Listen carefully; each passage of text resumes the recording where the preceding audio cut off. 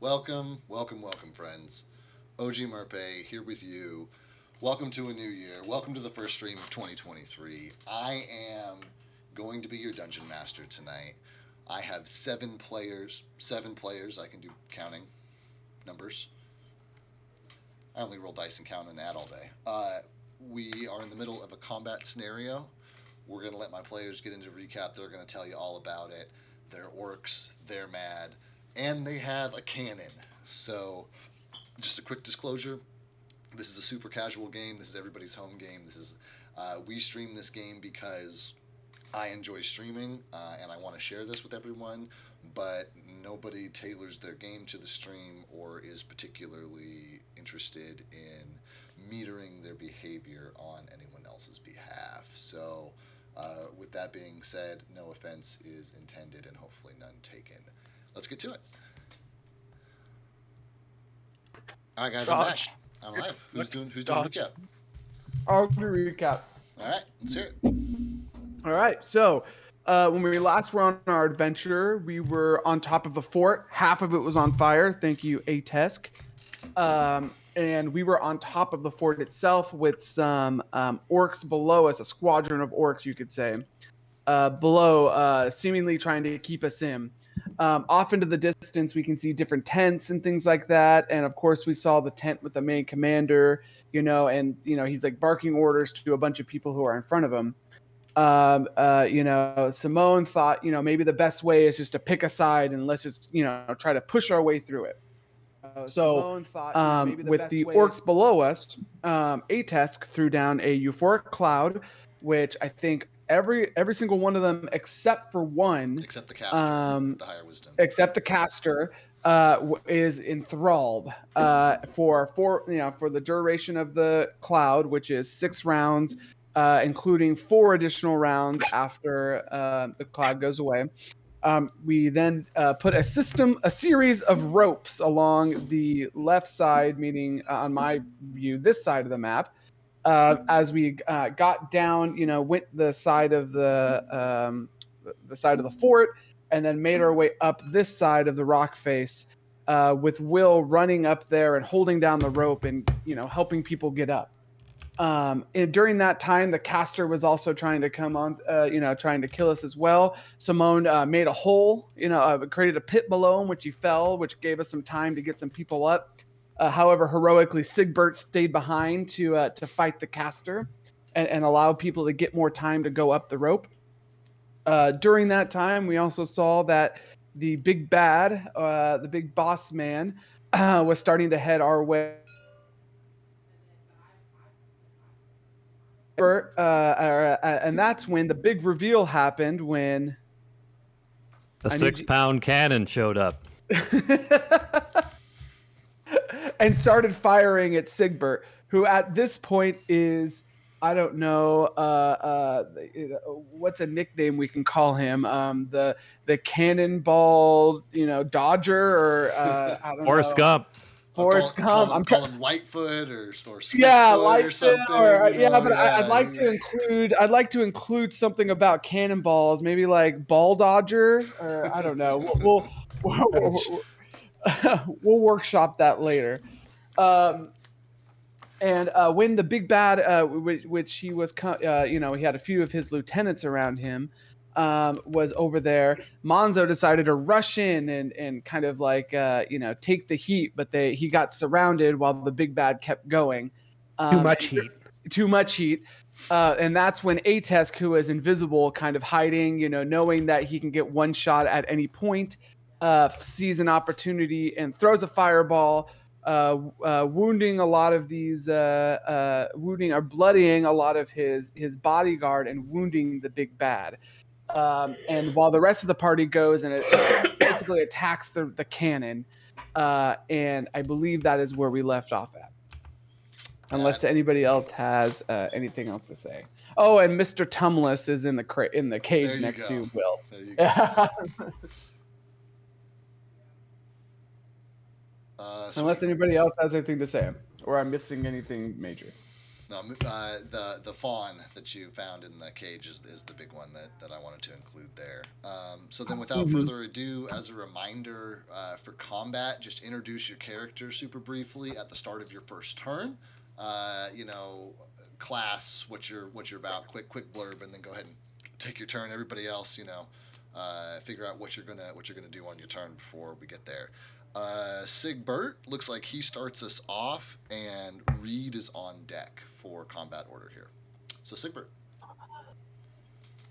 All right, I'm Sigbert, The former the ball dodger. the ball dodger, the one who I can't think of anything. Uh, but I'm a former soldier turned mercenary who got along with this lot. Level 6 fighter, human, uh, about mid 40s. But yeah, that's Sigbert. Um, and I'm just gonna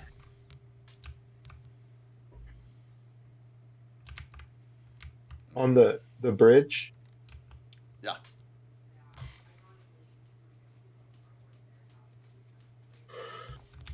Is each it's just each square that's on the bridge, kind of, right?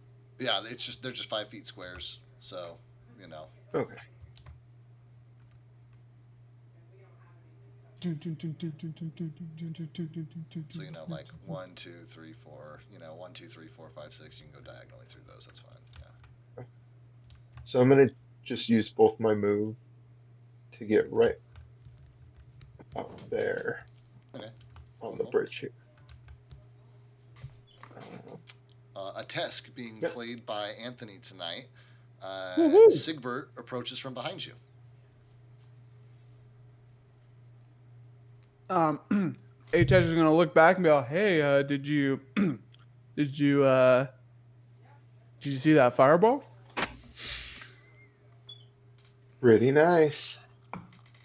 But Yeah, that's I just learned that spell, and when you read it in a book, it's really a lot different than when you cast it.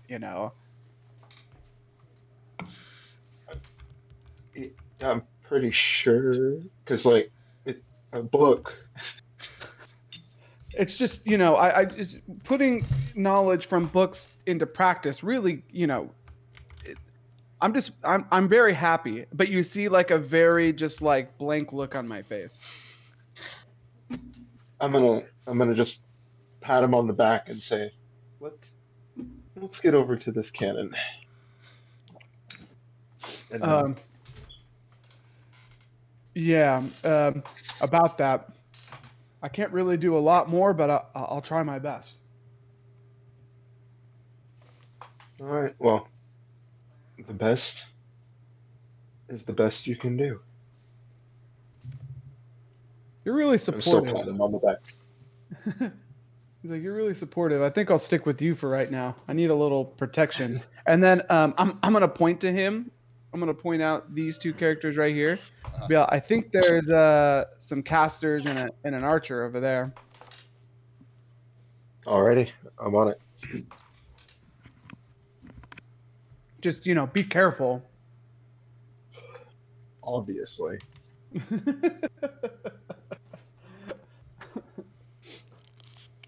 Anything else for your turn, Sigbert?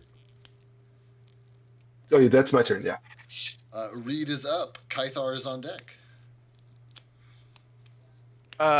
Reed is just a young boy, not even a young man at this stage, much to Alonso's liking. Additionally, he doesn't really know a whole lot. Not known for knowing a lot, but he does give it his all whenever he needs to be, whenever he needs to. I like that, Joe. Not known for knowing a lot. Okay. So with my free 5, the farthest I can move is here. Does that put me in striking distance of this man? Let me take a look here. Doodly doodly doo. Which man? This man here? Yeah, are you gonna consider Absolutely, this 5 feet? positively, it does for sure. Okay, I am going to take a power attack on him. Power. Your camera's off in Discord, by the way, David. Yeah, I had to turn it Make off sure- because my stream quality took an absolute dump. So No. yeah, some weeks it's totally fine, some weeks it's not. I think it depends a little bit on what Eva is doing in the other room. Because I think if she's streaming, it's I just don't have enough bandwidth for all of it. That is a That makes sense. 15. As a 15, this is a regular orc. It's gonna be close. Let me take a look here. I don't have all of their stats memorized yet. Ooh, and unfortunately, an 18 or 15 is just not going to do it. And you're going to you're what are you striking with? Is it a blade or is it an axe? It's a longsword. Your longsword glances and sparks against the side of the cannon. Ooh. Okay. I will be done. That's all I can do this turn then. Okay. Then Kythar is up, and Simone is on deck after the baddies. Hell yeah. Hi, I'm Gaithar. Hi, Kythar. Hi, Kythar. I am a recovering alcoholic. I've been sober for the past many days now. So he's on the road to recovery. Too many to count. 3 days. We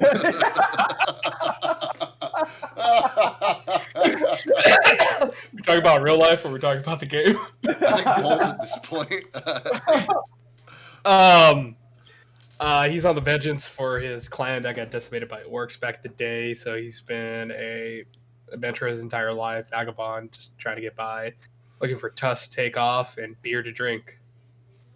And he's all out of beer.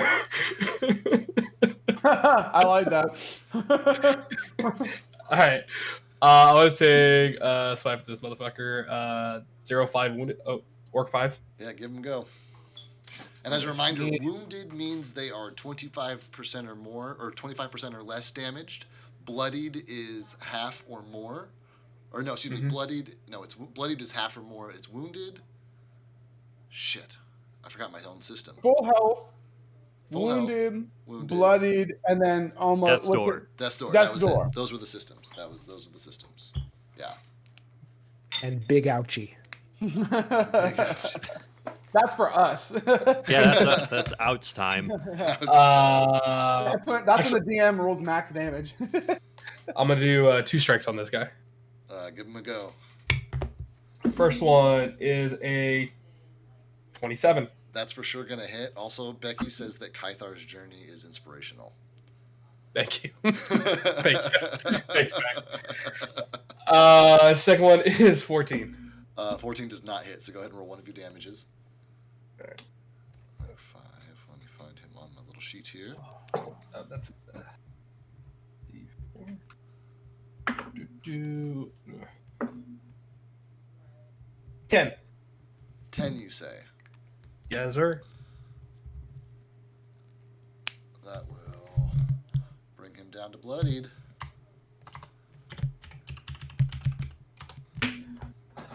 Let's fuck this guy up. Yeah, cleave. I yell out to Arthur, so don't touch the wheel. Not yet. We need to get the cannon in position. Which position? Flip it around. Okay, Kythar starts taking down his pants. Flip it where? You're going to see Arthur point towards the green arrow. Bad man. Point towards big bad man. You're gonna hear it come from behind you. Put your puto or your Put your pecker away, puto. Yeah, sorry, I got my P's messed up. Okay,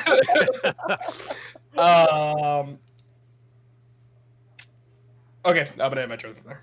I love that. The bad guys are up, and Simone is on deck after them. Any of you guys immediately here speak Orcish? There. No. No. Okay, Simone is definitely close enough to hear him because he's going to be yelling.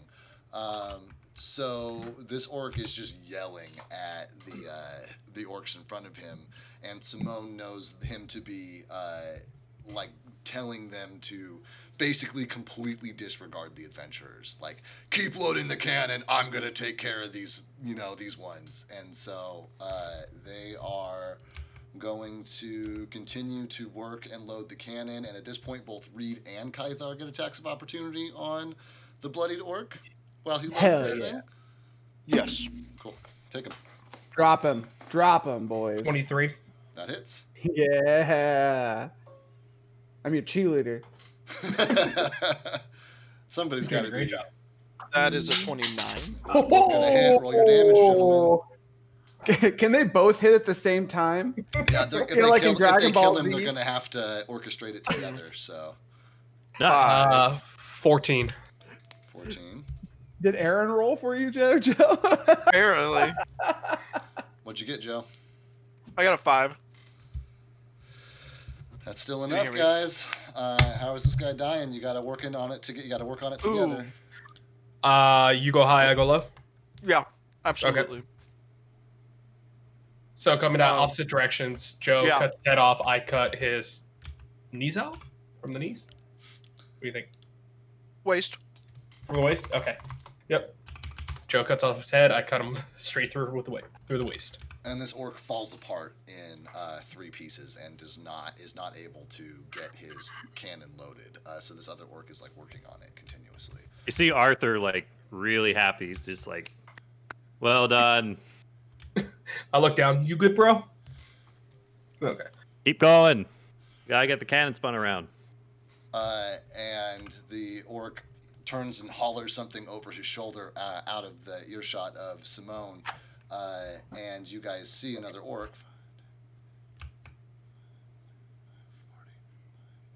Okay. Fell in on the opposite side of the cannon because he knows that you guys are bad news bears, and he picks up loading, but he did take both of his movements to get where he is, so he will have to do that on his next go round. Let me see what else going on here. Monzo's got 2 little men next to him, so that makes this real easy to figure out what is happening here. And I'm gonna roll because nobody Whose has turn are you, David? It's the bad guy's It's the turn. bad guy's turn. So so the two orcs that are standing on either side of Monzo are now taking their first attack on Monzo. I thought they just ran up to me. I just started a new turn, so they have all their actions and stuff. They did that on their last turn, the last thing of the last game, and now we're back to the start again. Oh, okay. Because I loaded this map up with them there, because I distinctly remember 2 of them running up to you and one of them like literally not being able to fit because there was a tent there. Because there were 3 of them around Yeah, you. I remember. Here. I remember running away, taking my turn, running away, declaring a disengage, Right. and then they followed me, and then they ended their turn. So I in my head, I thought I was next, but I must have had it wrong. No, yeah, I have you 6 on initiative order here. Okay. Okay. So it's okay because one of them rolled a natural 1, which means he's not taking a second attack. The other one rolled a natural 9, which I think he only has like +6 or something. Yeah, so that's a 15, which I don't think hit Monzo anyway. No, my AC is 16. Whew. Monzo's getting lucky today. Yeah, well, they've got multi-attack, so he's taking number 2 because he didn't have to move. But he rolls low, Never. so there you go. Monzo, you're catching some breaks. Here you go. This is your game. This is your time. All right. It's just this terrain. Monzo loves it. I'm going to roll a pair of perception checks for these guys standing back here because so far Will has managed to go undetected. It's true. He appears to continue to go undetected as...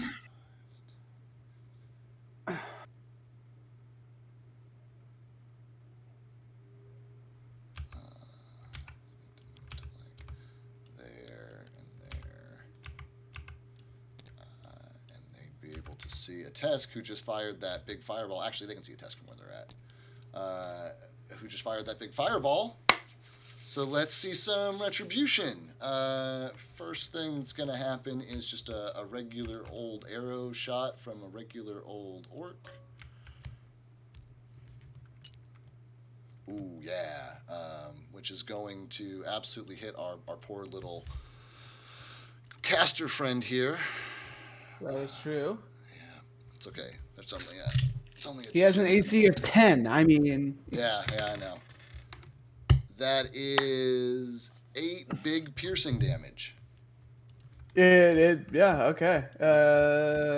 He's at, so he had 25 health, so he's at 17. Okay, all right. Right. 17. That's good. That's hopefully enough. Because the next guy. Oh, of course, that's what the next guy is gonna do. Next guy stomps his pretty little feet on the ground and begins chanting, and the earth on either side of this bridge begins to tumble and rumble, and 3 little rock dogs pop out. 2 in front of you, 1 behind you. Who's you? Sorry, is that Atesk? That's a Tesk. I'm sorry. That's a Tesk. Okay. I think I have. Wow, look at this. Look at this rock dog. This is so obviously a dog that's made of rock. Can't you tell? It's perfect. Woof. Yeah. I can hear it barking now. I can. I really can. Who's a good boy? Who let the dogs out? Now, our large gentleman is going to step up to both of you, fine fellows here, and are either of you do both of you have more than half your hit points? Yes. Yes. What is your AC? 17. 21. So the orc looks, and can we get that volume down just a touch? Yeah, I'm trying to see if I can. I'll pause it for right now. Okay. 1 second.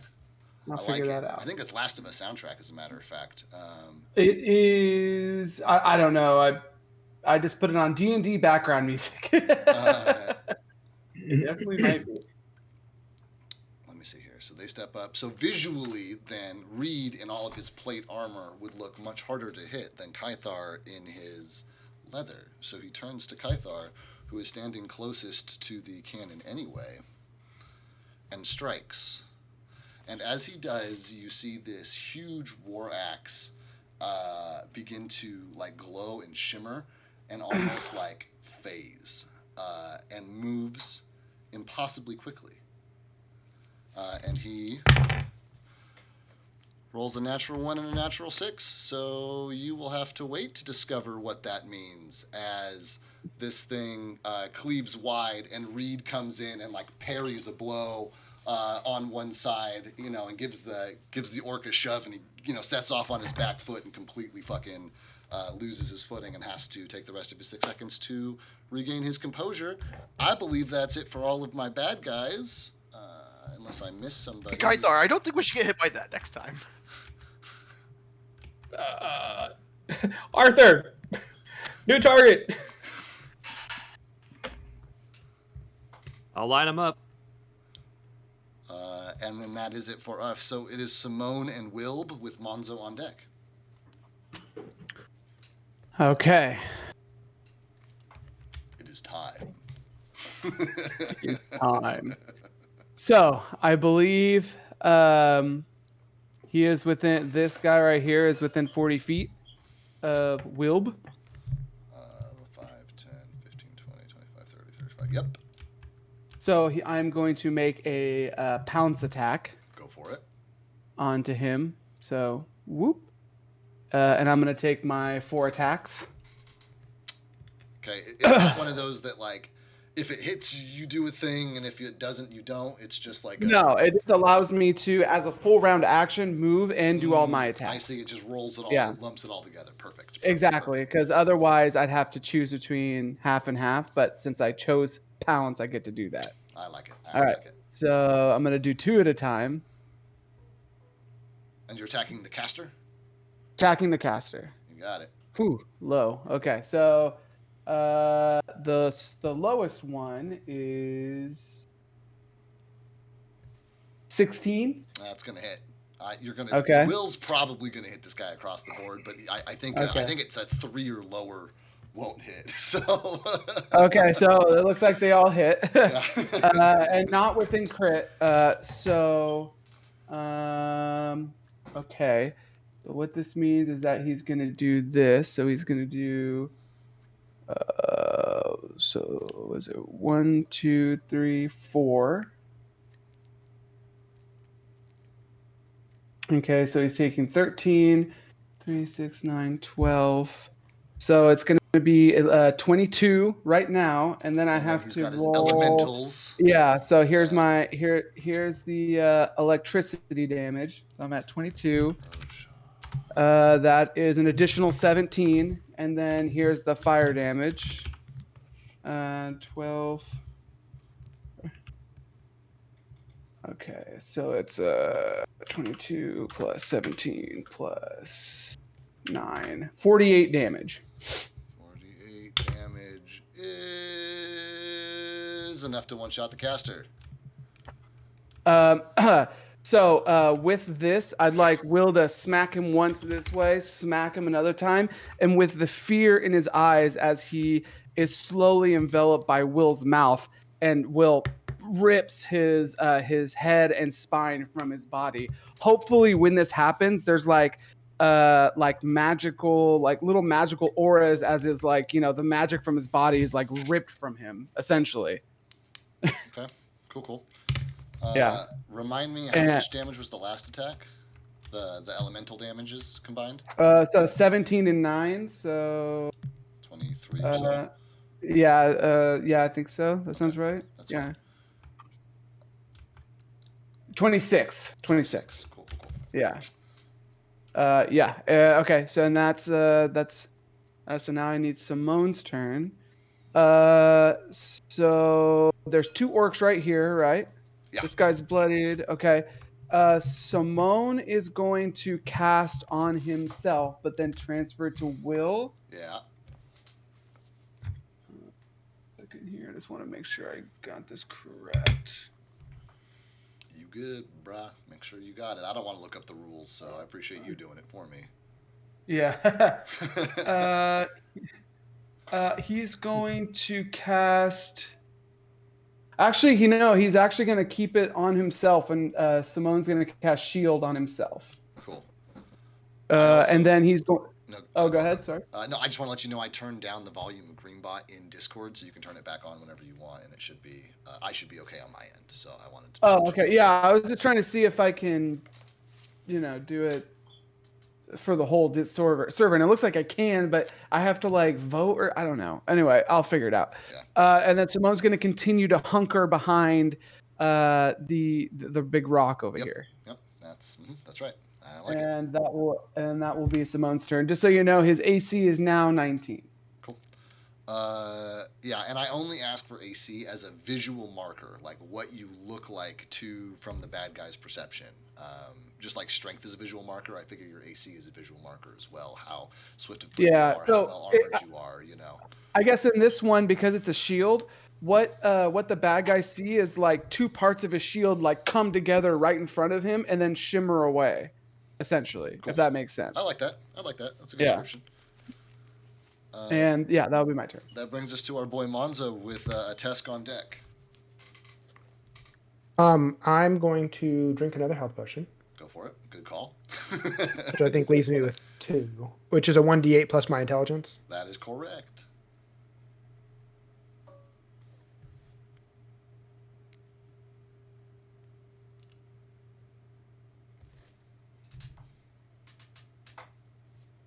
That brings me to low 40s. I'll get the exact number in a minute. Okay. I'm going to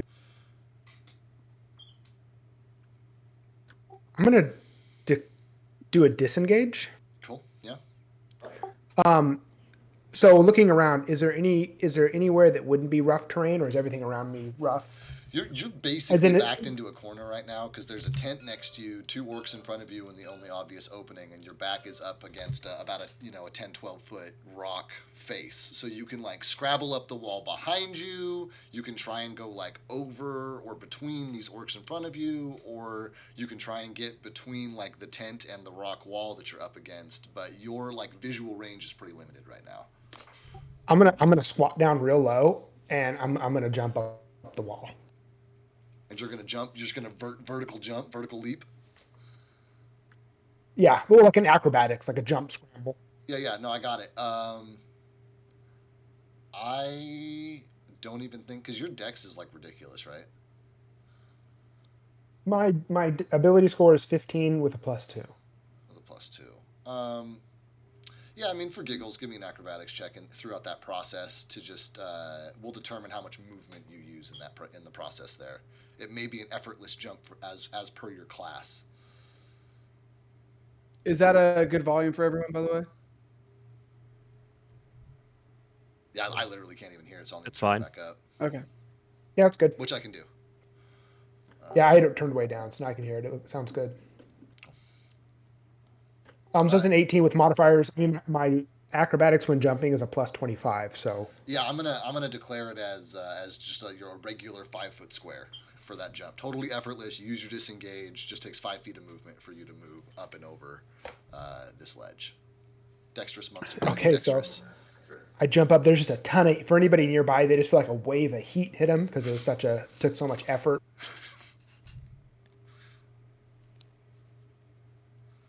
And if you look down at the orcs at all, you see them just staring up in disbelief that this large man has just managed to leap out of their grasp.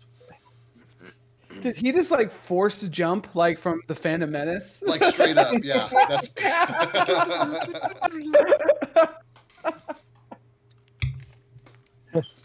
Impressive. The cannon, which direction is it facing, or does it matter? it is these 2 black lines, and they are presently accurate to the direction that the cannon is facing. Okay, I think I'm gonna run all the way back to Simone. Okay. You know. Oh, nice. Yeah, I'll be right here. Let me add it real quick.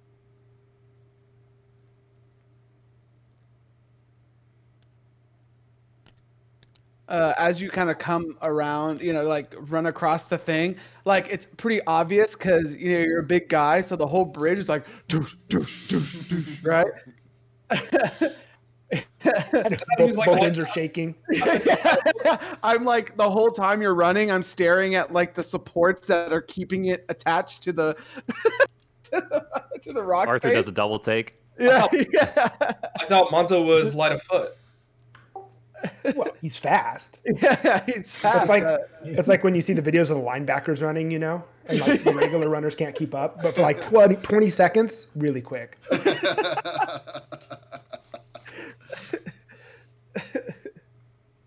So I can get up to Simone.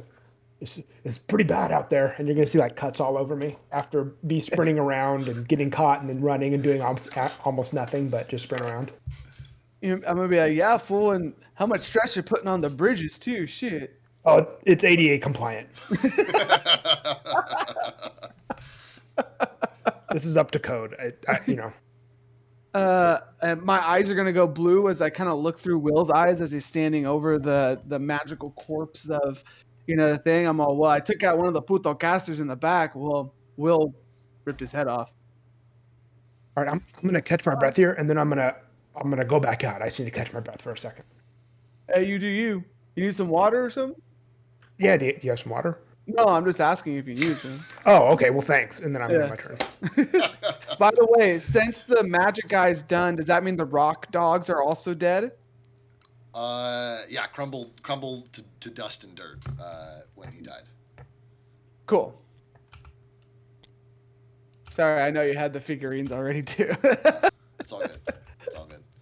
I'm done. You're done. That means a Tesk is up, and our man Arthur is on deck to wrap us up.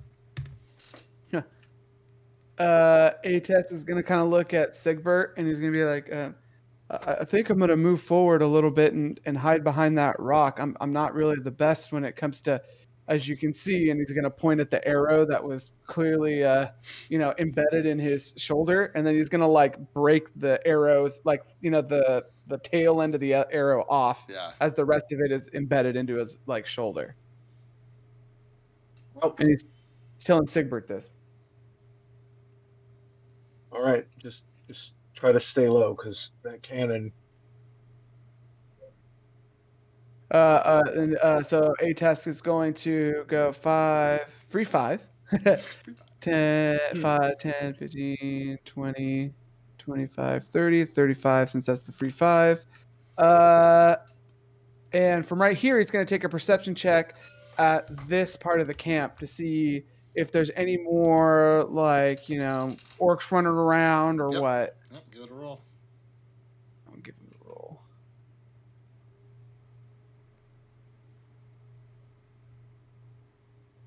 Okay, not bad, not bad. I don't think he has the best perception, though. Sorry, I have to keep switching it back in between. No, you're okay. You're okay. So that is a natural 20. Okay, so keep in mind, what he can see is this courtyard and these 3 raised platforms. And because this is the tallest, you can't see anything. So keep in mind, that's the area. Oh, gotcha. That I'm describing Okay. to you, right? Because this is. Gotcha. I forgot that it's uphill. Yeah, so he can physically see. But as he inspects this area, there is absolutely 0 movement. He is confident that if there's anybody else, they're hiding in a tent. Like, that's the only place he can't see in this area. No. He's I guess knowing HS, he's like, oh, cool. I don't see anyone. And then take the rest of his movement to walk behind this and take cover behind this rock, knowing that this archer just took a shot at him. Yep, that's And that will be the end of A-Test's turn. Cool. So Arthur gets to wrap us up, and then Sigbert is on deck to start us off again. Yeah, I'd like to roll a perception check on the state of the cannon. So basically, is it loaded, wick, primer, all that stuff? Is it ready to go? Got you.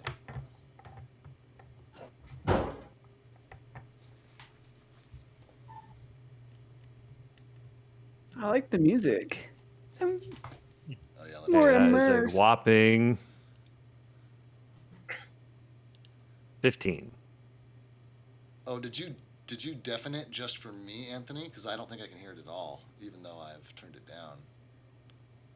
You have to turn it up manually because you turned it down, David. He turned the bod itself way down, so I have mine at like 100%. Interesting. It has the deafened icon on it still, but. I think that means that it can't. It can't hear us, but we can hear it. Yeah. Yeah, that's it. I got you. Good call. Okay, fucking. Where were we? 15 on perception check of the state of the cannon. The state of the cannon, it is half loaded. It's primed, but somebody still needs to drop a ball in. Mechanically, it will take one character, one standard action to finish loading this cannon. Okay. And I take it this feller is the one that's holding a cannonball? As of now. Okay. DM question. Any chance I can get that guy to drop it? You can, if you successfully roll, I mean, he's not holding a weapon, and he wouldn't normally drop his weapon for any reason. Do you have a fancy grit thing that does that by chance, or like a utility shot, or anything crazy along those lines that does that? Otherwise, I'm gonna rule that, if you guys can hold on to your weapons without risk of dropping them, he can hold on to a cannonball without risk of dropping it. Does grit do anything like that? Ooh, good point. That's what I'm asking Stover, is if he has a grit ability to, to disarm or or even anything close that you want to argue. I mean, we're playing a homebrew game in the first place, so what you got? No, I'll just go with the typical grit with like dead shot, the one where I hit once, but I get to roll 2 damage die. Cool. If you hit him, go ahead and roll. He does have partial cover behind the cannon, so I will remind you that even on a hit, he gets a 20% chance of you shooting the cannon instead of shooting him.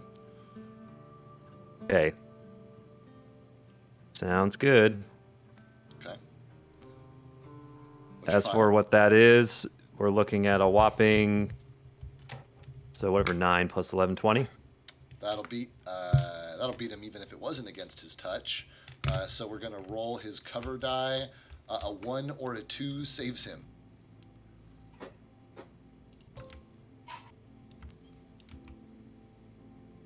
Absolutely gonna hit him. Go ahead and roll your damage. Oh yeah.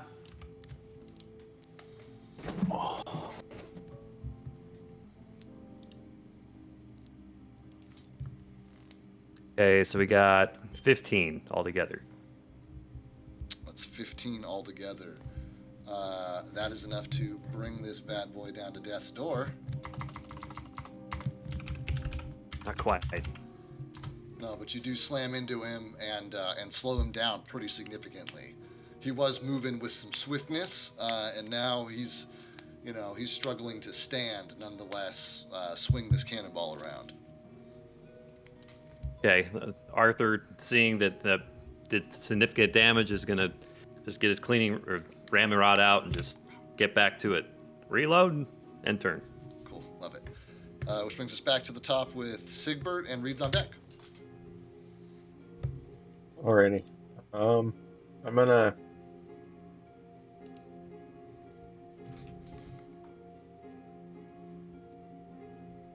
the right here. How far is that up? Or It's like an 8-foot scramble, 6-foot scramble. It's not very significant. okay.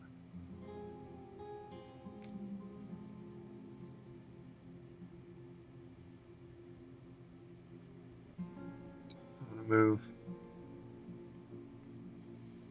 my first movement here. Yep.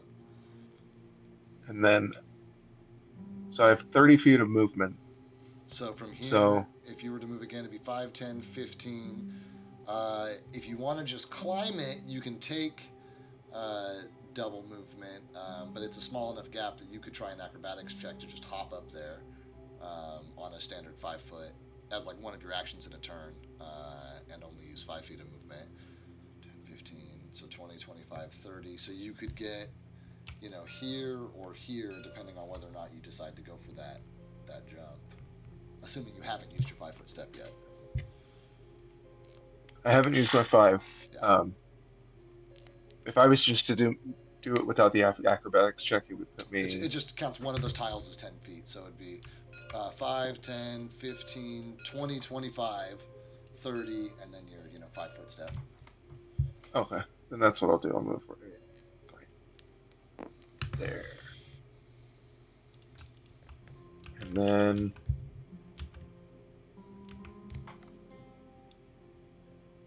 I'll end my turn. Cool. Reed is up. Kythar's on deck. Fuck these guys up. Look him up. Let's see. I would like to. I'm gonna take a power attack on the boss man, and I'm gonna use Smite Evil as well, which is a swift action. Let's go. Cool. Okay. Which means there's a lot of numbers. So let me do this very carefully to make sure I give you Yeah, the correct please give number. me Good thing. correct numbers. I would appreciate Good. that. Good thing you're good at math, right? Okay, so that's gonna be a 24. That's gonna hit him. A D8. Okay, that's an 8 plus 6 from that is 12. 18, 26 damage. 26 damage total. Uh-huh.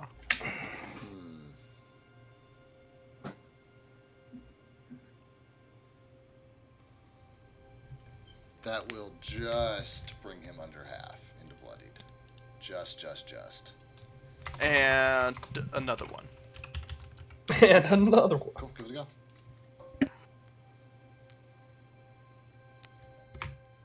Whew, Nice. okay. Roll we are still rolling to confirm in this campaign, correct? Do you... Yeah. Yes. Yeah. Okay. I have a couple Roll campaigns going right now. I can't keep them all straight. confirm. Damn, I wish I had it. 18, that is a... It'll confirm. Don't worry about it. So go ahead and Okay, okay. roll your damage, double the number on the die, add your modifier. And then just check your smite damage. It'll have a line. It'll either say this is doubled or this is not doubled on a crit. 18.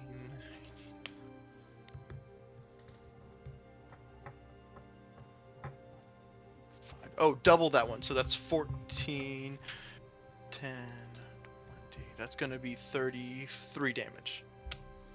33 damage will...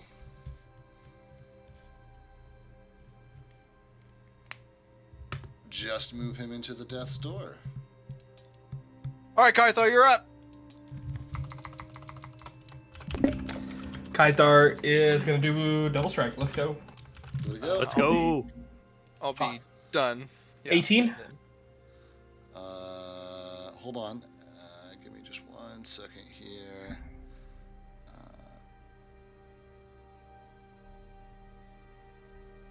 Cool. Wait, was Kaithar next on deck? Kaithar was next on deck. Yeah. 18 is will meet or beat, so go for it. We'll meet up. Oh, okay. Okay. The next one's going to be... 11. 11's not going to hit, so roll your damage.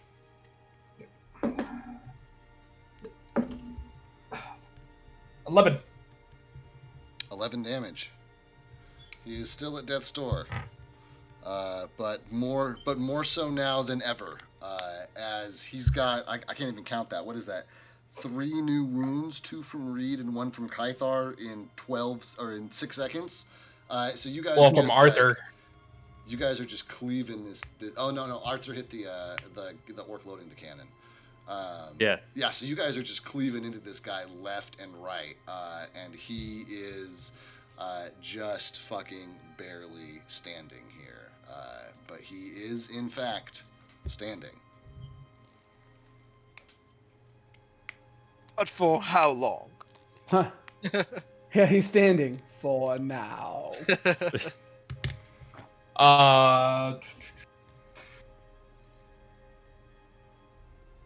Taking those double attacks.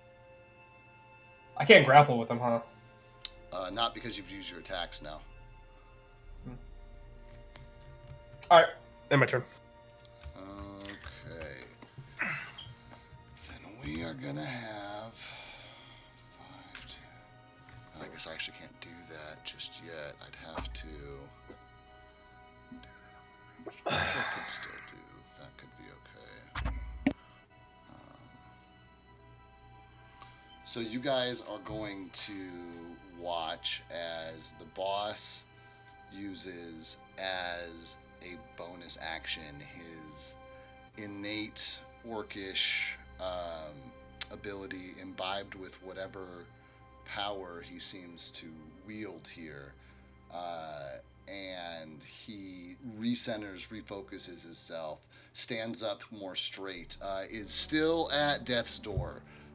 Even his minor internal healing processes cannot overcome just like the wealth of blows that has struck against him.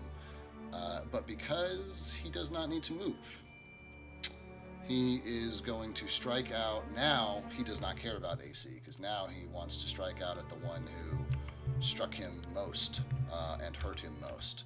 As he instructs his Bring it on, big boy! As he instructs his minions to finish loading the cannon, which one of them does with their standard action, and then they both use their movement to push the cannon and attempt to change its angle. And they roll pretty poorly, so they're only going to get it a slight difference in angle. Give me just a second. This music makes it menacing, like someone's about to get capped. And then. And then. They pointed at Kythar and Reed's heads and pulled the trigger and double kill. With Killed. one bullet. Kill-tacular. That was a pretty poor check. They didn't quite get it turned all the way around. However, Big Man is going at Reed with his impossibly fast axe 3 times. Oh dear. I'm in danger. I don't think the 4 is going to hit you. The 11 is going to turn to 18. That does not hit. Which means the 13 turns to a dirty 20. That does not hit. There you go. You are significantly well armored, and his rage of blows bounces off of you. Or rather, off of your armor and your shield that you are wielding, or are you just wielding a sword? I have my shield wielded. Cool. Yeah, there you go. To have my AC at 21, I take the sacrifice. Gotcha. Then Kythar looks over at Reed and tells him, I want that axe. That axe. You could. We'll see. And yeah, that's it for big guy. These guys got that cannon loaded. They pushed it a little bit. That just leaves me with this archer guy who rolled a morale check, and Big Fat failed it. Begins to turn and just straight up flee. Do you want an attack of opportunity, Will? Of course I do. They were just like, nope, fuck it. I want to After see watching like, Shredded right in I front wanna of him. you know, like when you're passing by a cat and just randomly attacks you. That's what I'm gonna try to do. Jumps out of the bush Remember the scene?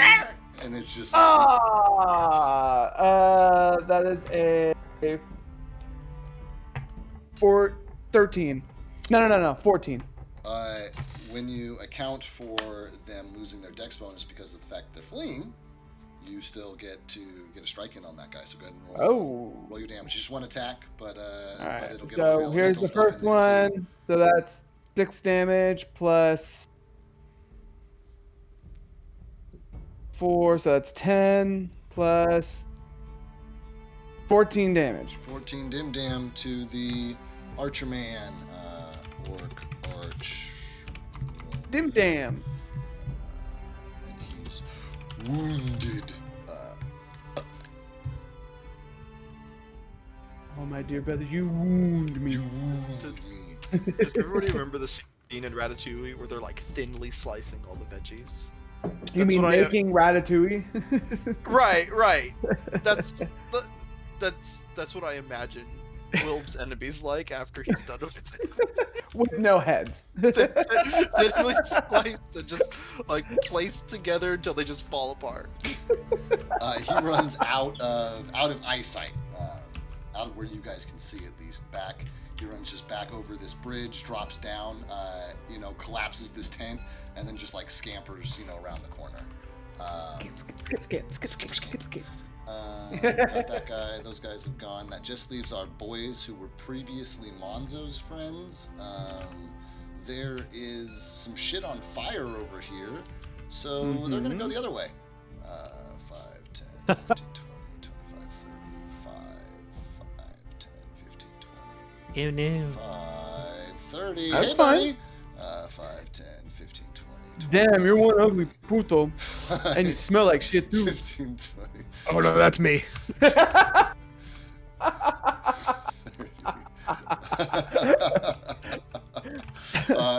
Assuming It was you- bad out there.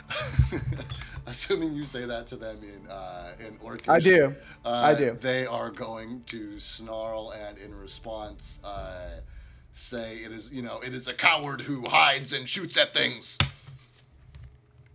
I'm gonna be like, you smell worse than my puto friend there when he shit his pants. And I'm pointing at Kythar, and you're muted. That was one time. You can't hear me. You don't know Orcish. I hear. Wait, no, you didn't say Kythar. Well, I guess in is it like where it's in Spanish or it's like Kythar, roll me a perception check. McDonald's? to see if you identify your own name in a different language. I roll a 1. There you go. Not a chance, my friend. You missed that shit entirely. You are very focused on the task at hand. Huh? And the orcs they just give you we will feast upon your flesh, and that's it. They've moved. They've moved. They've done what they can do. This guy did what he can do. They're all done, and that brings us to Simone and Wilb with Monzo on deck. Simone, you're gonna see him like his eyes turn blue, like little flickers start to kind of come around him as another tear in reality happens next to him, and he's going to use Maker's Call to dimensional door Will back to him. Oh, that's cool. I like that. That's fine. Boom! I can like only that. do that once a day. Well, And I that's thought, nice to have in your damn. pocket for situations just like this. Eventually, I think next level, I'll have it where I can swap places with my Eidolon. So the idea is to throw Simone into the thick of it and then just be like, whoop. It's not a spindly little half elf. It's a big fucking Eidolon. That's great. As the Terran reality comes out, Will, boosh, boosh, totally comes out with the blood of the mage still on him, and he spits out the head of the orc mage in front of the two orcs in front of me. I like it. And yeah. No, they haven't seen it yet. Yeah, We'll get no, there. it's We'll fine. get there. I totally get it. So I'm gonna make 2 attacks onto this guy with Will. Okay. So let's make sure that they hit first. So the lowest would be, is that a 6? Yeah, which I think we've established Yeah. hits, so you're good. Yeah. So yeah, okay. And then I'm gonna do another 2 attacks on the other guy. On Mr. Bloodied. Yeah. So if a 6 hits, would a 5 hit? Yeah, because I think we established a 3 is what you need in order to. Oh, hit. okay, cool. Then both hit. So on the first guy, he is going to take 7 plus 6. That's 13. And then I'm going to add the 2 elemental. 13 plus 11. So that's what, 24? On the first guy? 18 plus 11? No. What'd you say? 13 plus 11, which Yeah, would be it's 24, It's right? 24. Yeah. And then here's the next guy, this is the bloody dork. So that's 11 plus 11 plus 6, so that's 17 plus 8, which is 28 26 damage. Very dead. Oh, nice. And Will be pulling his head off. Yep, as he does. Yep. And then Right, so let me make sure I'm still within a threatened square. No, actually, you're not. Okay, so then that's when Simone's going to take a free 5 foot back. I'm going to make sure that Maker's Call. Doesn't count as a. Yeah, if it counts as a standard action, then I'm done. But I just want to make sure Maker's Call a standard action. Okay, then yeah, Simone is then going to back up towards the edge right here, and that will be the end of my turn. Great. Brings us to Monzo with a Tesk on deck. Okay, Monzo is going to do a move, and someone's bloodied.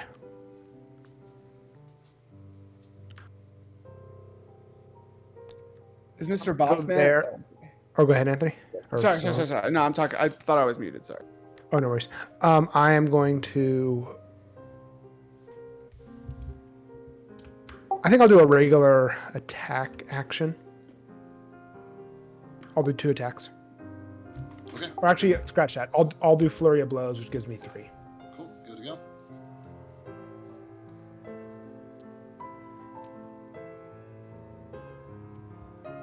First one's gonna miss. Okay, 18, and then the last one.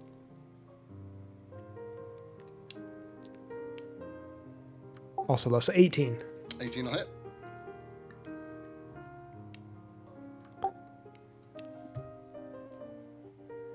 Oh yeah, he's gonna be. That's 5 damage. Oh man, he's hurting. So He's- bloodied at He's, this point. he's So extra bloodied. He's bloodied with extra blood on top. I don't want to say big ouchie, but we're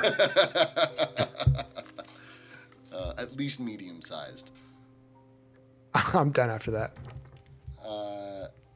With you being done, and with so many of these orcs befalling such unfortunate circumstances, I don't know if you guys remember, but last time around, something happened when it wasn't your guys' turn, when it wasn't their turn, and he's going to do that again. So, frustrated, he screams something in orc, which those of you who can speak orc understand to be the phrase, "Fuck it, I'll do it myself." And he moves up to his movement without provoking attacks of opportunity to place himself on the other side of these guys. Oh. And he is going to take 3 attacks on Kythar as his villain layer action.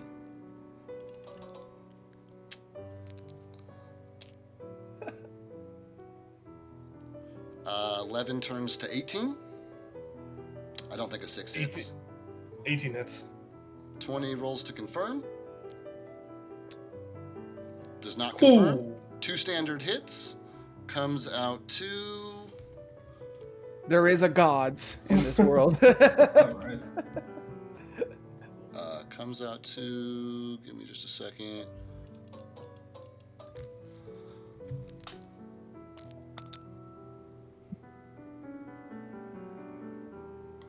That is...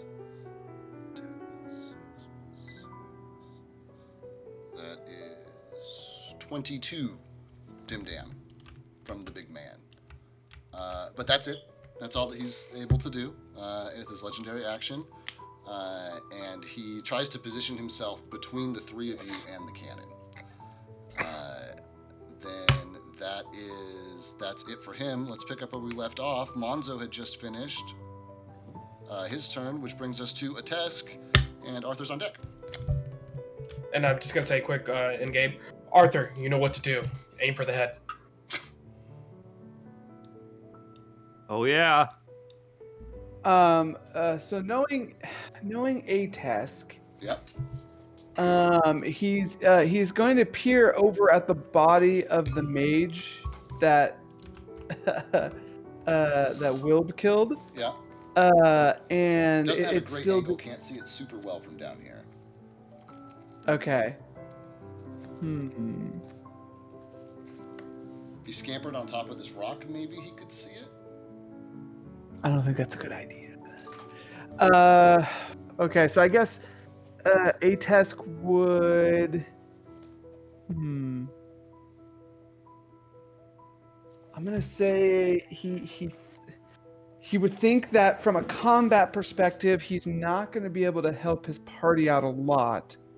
So I think he's going to make 3, 5, 5, 10, 15, 20, 25, 30. And I'm assuming at this point he'd be able to see the top of this right here. Yeah, absolutely. Right. So I'm going to do a perception check here to see what's exactly on top of this. Okay, and before you roll this dice and before you give this this solution, or before I give you this answer, I'm just going to ask you one question. Mm-hmm. When have you ever known a test to walk away from his party?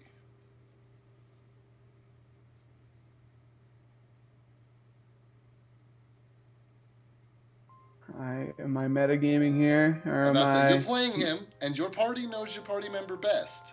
But it does strike me as an odd move for a task. Oh shit! I just fucking saw this guy down here. All right, all right. Before I move, then that doesn't count. I dropped it. You caught it halfway. Did that? Yeah, yeah. It's just over there. A Tesk would. Because literally 12 seconds ago he was talking about sticking with Sigbert. Do a free 5. Go this way. 5, 10, 15. I'm assuming I have to climb up here. Yeah, but it's not substantial. It's standing. You can just see on your tiptoes. You can just see over it. You know, so it's as tall as you are. So it's not. He's an elf, so I'd say he's he's light. He's light, and yeah. So he'll clamber up where he'll see, I guess, Mr. Tumlin. That's the Tumlins. Yep, face to face with him. Mm-hmm. And be like, hey, as he talks to Mr. Tumlins. He looks and says, that cat said he was gonna let me out of here, and then he went and killed the orcs instead. Would you let me out? Either of you, looking over at Sigbert and a Tesk. I'm assuming, since as he like taps on the cage, they don't like you very much. Yes, it is locked.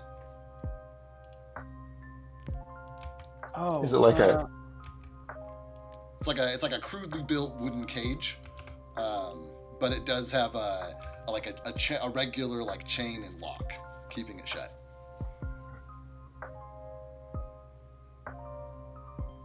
Okay. I believe I still have some. So where's the chain and lock at? On the front of the cage, which is basically right where Sigbert's standing. Okay, so free 5, 5, 10. And then I'm gonna say it's 10. Is it 10 movement to move up the hill then? Yeah.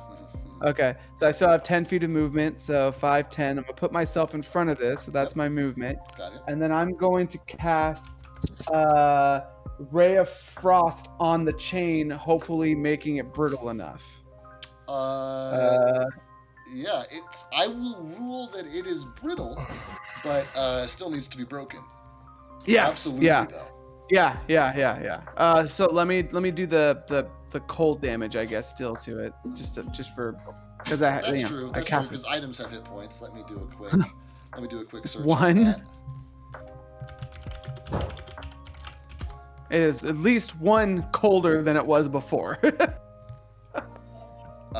You do 1 damage to it? Yeah, of cold damage. Okay.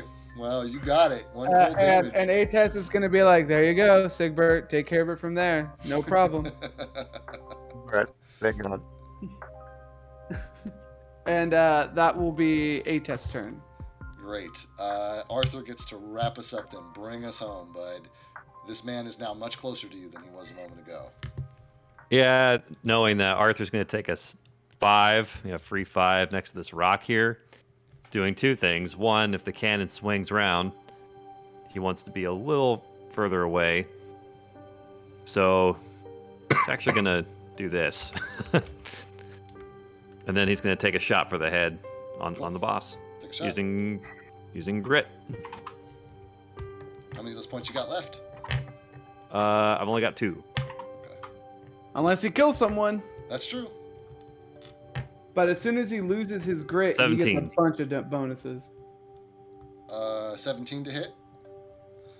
Will hit his touch AC within 30 feet. Yes.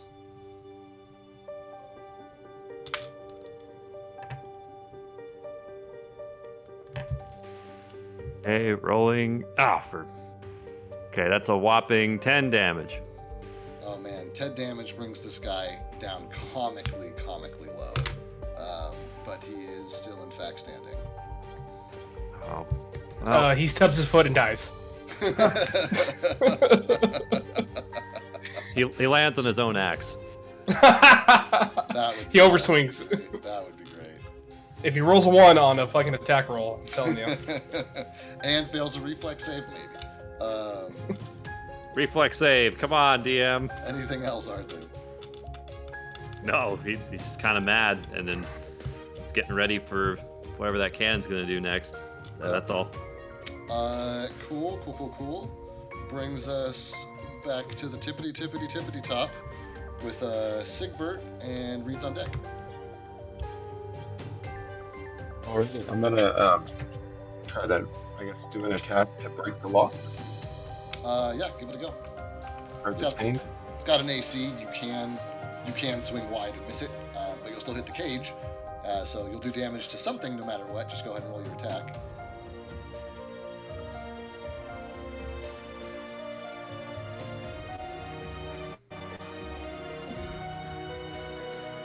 That would be a 19. 19 will successfully hit the lock itself as you and a Tesk watch it shatter into a bunch of shards of ice cold metal, scattering to your feet. And the fawn inside starts to push out the gate as soon as the lock is done. Do you stand back and get out of the doorway for him? Yeah, I'll use because you're in a position to stop him. Basically, is what I'm saying.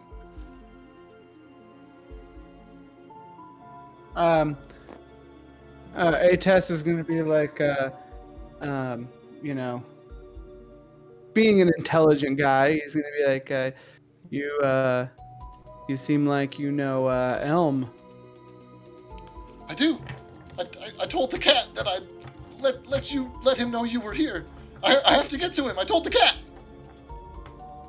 Do you think you can get through with him with that in your way? And he's going to point at the flaming fortress, which I'm assuming is now, more engulfed in fire, right? Yeah, absolutely. But as a reminder, these long red streaks are huge tree trunks which have fallen over, which were once part of the structure. And so at this point, there are multiple of those which have occurred. And the fawn is going to say, I'll take my chances. There's got to be a way through somewhere. I just don't want to be in this cage anymore. Let me out!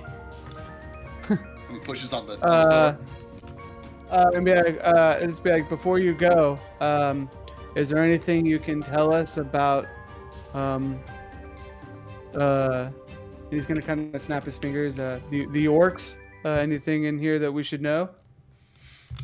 He's like, they're fucking crazy. They'll eat anything. They were gonna eat me. He points at the leader. He says, "That's the one in charge." And he points back. And he says, "And that's his tent. And I'm pretty sure there's another way out over there somewhere." And he's gonna point where? Sorry, I didn't see that. He just points past the big hill in the same direction as the tent. Okay. He's too scared, and so I'm gonna step out of the way. Yeah, I'm gonna step out of the way as well and let him out. He's gonna be like, remind Elm that Atesk and Samoan and Sigbert and the drunk barbarian and Professor Struva and the gay altar boy is we're here fighting the orcs. And as Fawn is running away, yes, the gay Struva altar boys, I remember. And just fucking runs off, towards the gatehouse. Just takes his full movement, and just fucking runs. The gay Struvalta boys? Is that what he said? No, the gay altar boy.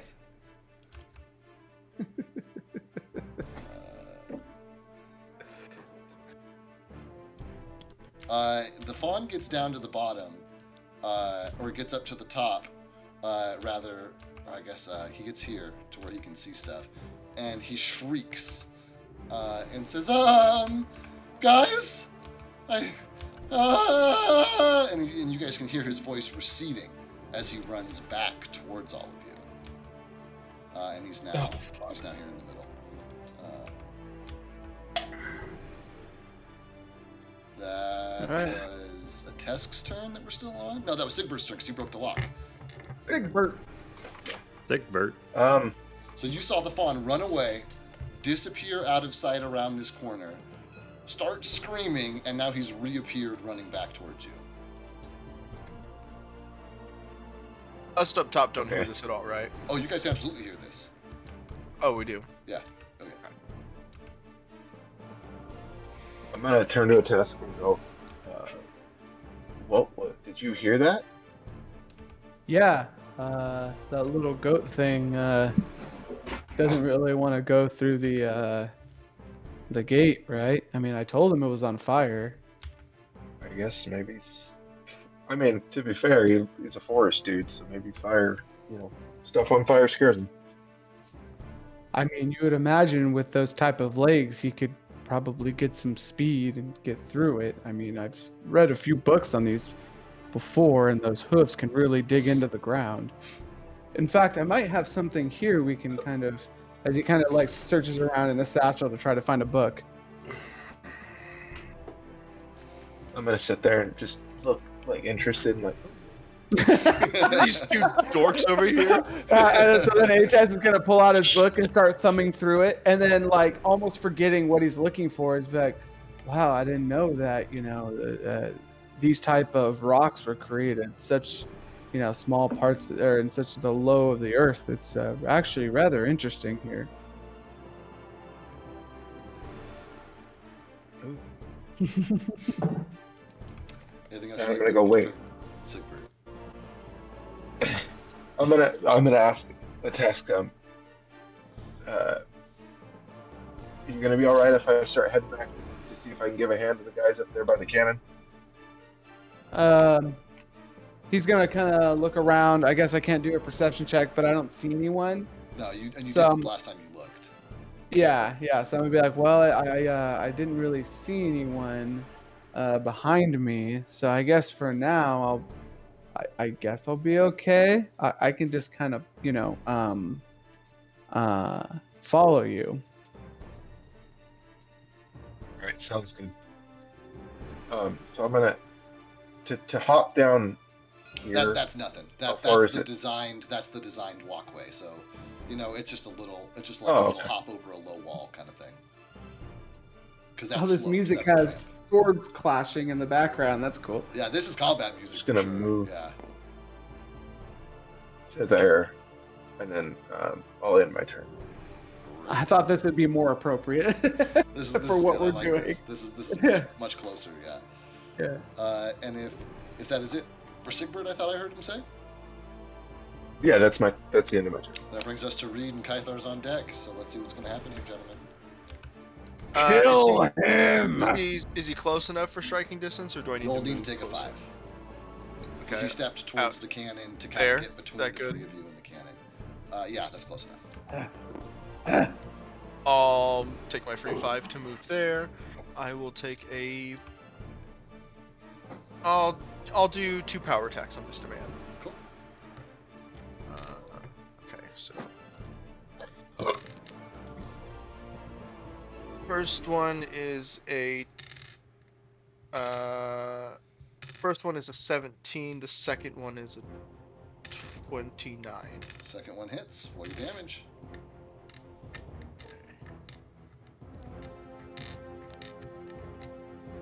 $26. 26, he says.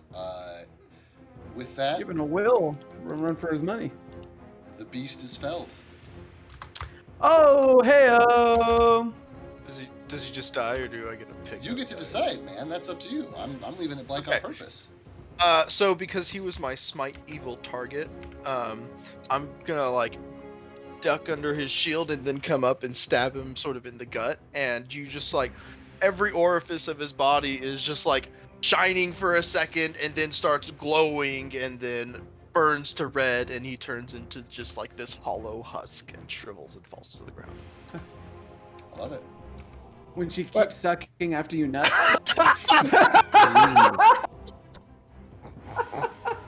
Sorry. The family show, Anthony. No, we have a not family safe. show. We specifically have a not safe for work tag, guys. So that's Okay, good. All right. Then I let's see. I heard the screaming, and could I tell what direction it was going? Do you want a perception check for that? I'm sorry. You want to see this? You want to listen about for the scream? Yeah, because you said I heard the screaming, but It's did I an know what unfamiliar direction voice. It's an unfamiliar voice, but you heard it. You heard it move from here to here. I mean, you can tell directions. Okay, can I do a perception check out here to see what's going on then? Absolutely, positively, give it a look. All right, Becky, we'll catch you later. Thanks for stopping in. Oh, sorry. That's No. 17. It's an hour later where she's at, and she's had a crazy work week. So this was Okay. That had nothing to do with your comment. She's just, she was just like, and on that note, it's just being dramatic, sarcastic, funny, and a great person. Joke was top tier. I cackled. There you go. Absolutely. My amazing. Okay. What's the result of your check, Reed? 17. On a 17, you can see that the cloud is gone. And the orcs are still standing there, not moving. But the cloud is gone. A little dazed and confused. Seems that way. I just see that they're standing there. I don't see that they're like heading in any direction. I don't see anything else about them in particular. Okay. At a glance, it looks like hey, they're standing guard in front of the door. Hey, I think the orcs down there are awake again. We could get busy. Well, we got a cannon. Well, we'll soon have a cannon. I'm gonna yell out. Simone's gonna yell out, "Hey, throw that boss's puto down there, or throw that boss's body down there, and tell them it's over." All the other orcs are hella running after we killed this puto, right? Kythar, I seem to have exhausted all of my energy on right now. Could you do it? I look over. Puny little boy. Move the cannon. I can't do anything else. There are It's still not my- two it's not- orcs manning the cannon. Yeah. It's Oh, still wow. combat. Yeah. I'm done. So that's what I'm getting at. I can't Okay. do anything else. Kythar, you're up. What do you want to do? You got two orcs manning the cannon. The boss is literally like just fell. What are you up to? I move my free 5 to like right here, right next to. I can't. Yeah, because the body's in the way. I got you. Right there. So my free 5, and I'm gonna do a double strike. Cool. Then go. First one is 26. 26. He says that's gonna hit. So Kythar right now is fighting orcs on the side of a cannon. Pretty badass. I'm Yeah. behind the cannon. Take a picture of this. Next one. Oh, is you know what? 9. This would be a great prompt for Mid-Journey. Orc fighting, barbarian slaying orc in front of cannon or near cannon or something. I bet you I could come up with something good on Mid-Journey. Write that down. Write that down. I know, I'm literally writing it down right now.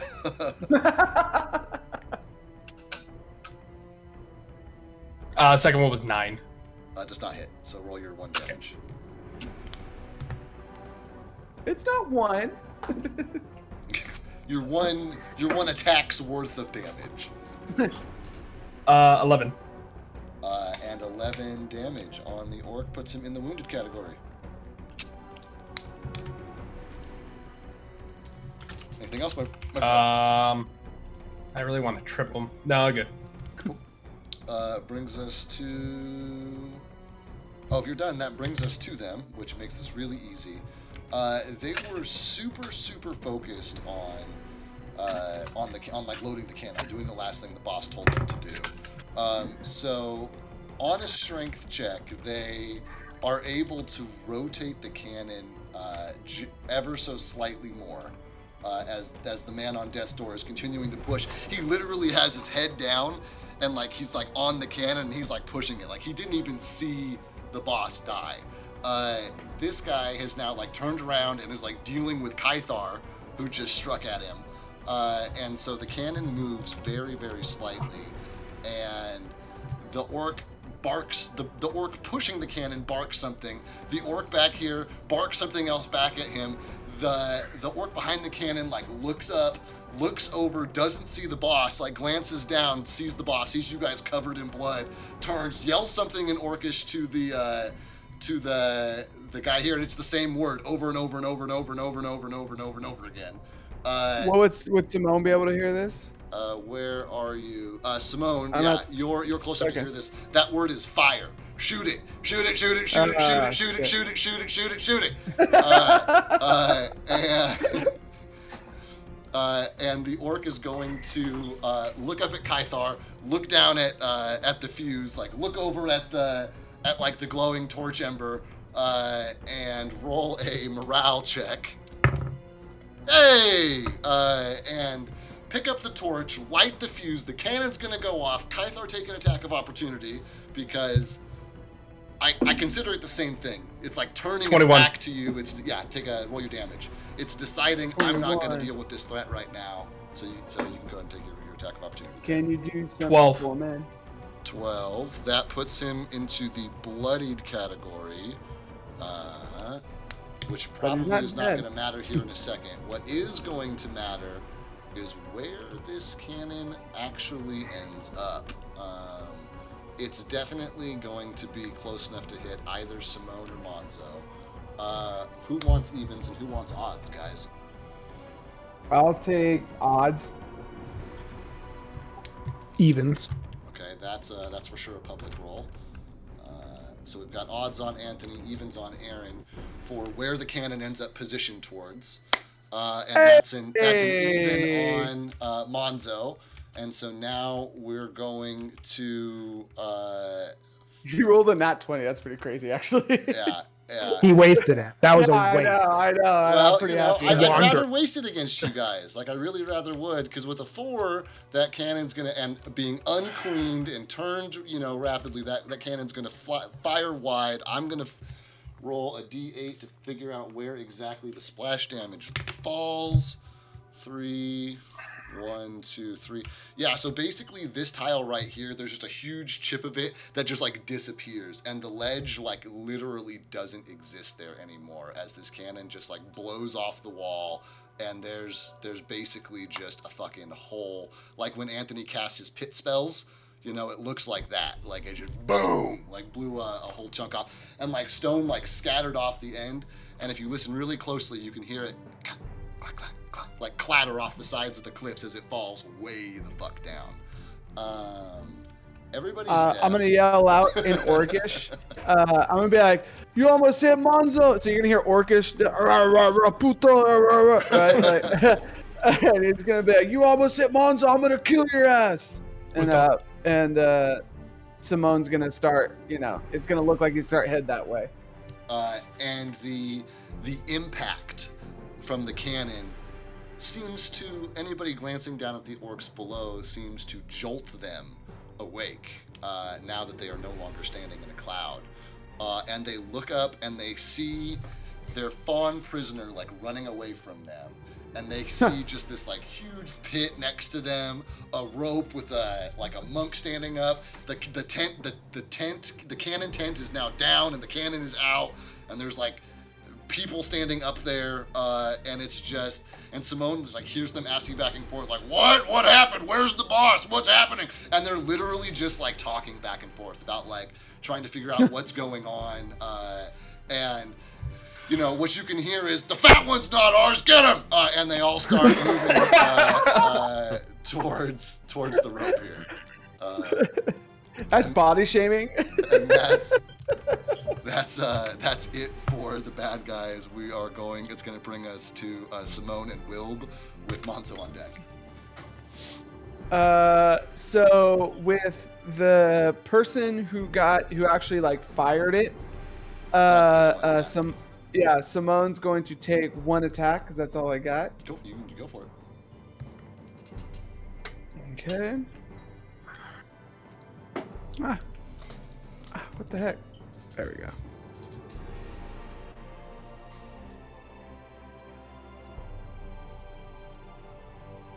Womp womp. Big bummer. Womp womp. You pull the trigger and the weapon does not engage. Click. Fuck. This guy. Thanks for avenging me. Wilb is gonna take his 4 attacks onto. Yeah, Well, he's shred him. bloodied, right? Shred him. Actually, I think he's gonna take 2 attacks onto him right now. Okay. Take 2 attacks. I still want a movement action if I can kill him. Yeah. It's totally legal to declare your attacks bit by bit. 3 would not hit, I believe, right? At that point. Is your lowest, is your lowest not hit number, so you got 1 hit. Okay, all right. So I'm gonna do 1. And he's not on death's door. He's just bloodied. But we'll see Yeah, what so you end up 6. doing here. 6 plus 8, so 12. 12 does bring him to death's door, but will not quite bring him over that threshold to dead. So now you have to I make a guess at that choice. point, Will would have to then make an additional attack. Cool. Give him 2 more. Yeah, I guess I'll make 2 more. Yeah. You can't win them all. Yeah, well, that'll probably do it. I could roll. Yeah. Those both hit, so minimum, Yeah. whatever it is, 6d6. 6 plus 9, because it's per 3 plus per hit. Right. And then plus there's that one. So 9 plus 7, which is 16, right? Yep. And then plus an additional 6. Ooh, that's gonna do So it. 22. That'll for sure do it. Yeah. And at that point, of course, Will is going to do his signature right in front of Monzo. And I hope as much orc blood as possible as I can get onto Monzo is what Will was going to do. As he rips his head off. Almost like when it's like Will's biting into a gusher. That's just like spewing out from each side. Monzo's already pretty thoroughly covered in his own blood and orc blood, but I'll let Monzo tell us what happens here. So when you first kill him, I'm gonna be like, "Yeah, we did it!" Because remember, I punched him; it did like 3 damage, so it's like a team effort. High damage. Monzo's pretty pumped, and then you do what you do. Yeah. I just throw up. Projectile vomit. All you feed me are pumpkins. I need nourishment. Feed her something. Exactly. That'd be a good like cheer bit thing. Like, I need nourishment. And that would be the end of my turn. Oh, that's great. Okay, that wraps up for Simone. So Monzo is up, Ateska's on deck. And the people down below are coming too. I am going to. Yeah, and you heard all the commotion down there and heard the obvious sounds of orcs running at the rope. Monzo's going to run to the middle here. Oh, I'm sorry. They're running to the rope. Scratch that. Monzo's going to stand by the rope, and if any of them come up, the first one that comes up, he's going to do a grapple. I'm going to hold my action. Sweet, love it. And I'm done. You're saying, I'm sorry. Oh, go ahead. How much splash damage did I take from the explosion? I don't remember. You didn't. You didn't. I was rolling splash to see what tile the explosion went off on, to see what needed to worry about splashing, but it went off on a tile far enough away from you that you didn't need to worry about that. I'm curious, how much is it if it hits? Ooh, that's something you guys will get to find out if and when you shoot it at something. Well, hopefully, I think we're working on that. I'm done. Can't get the fucking bed bugs off it. They know it's valuable. So Monzo's holding his action. That does bring us to a task unless there's anything else Monzo wants to do. Monzo's done. Then Arthur's on deck. Ateska's up. Ateska's going to take his free 5 away from the cage and see Mr. Tumless and be like, hey. There's more orcs! There's more orcs there in front of the gatehouse! There's more orcs! Yeah. Yeah, there's like orcs everywhere, man.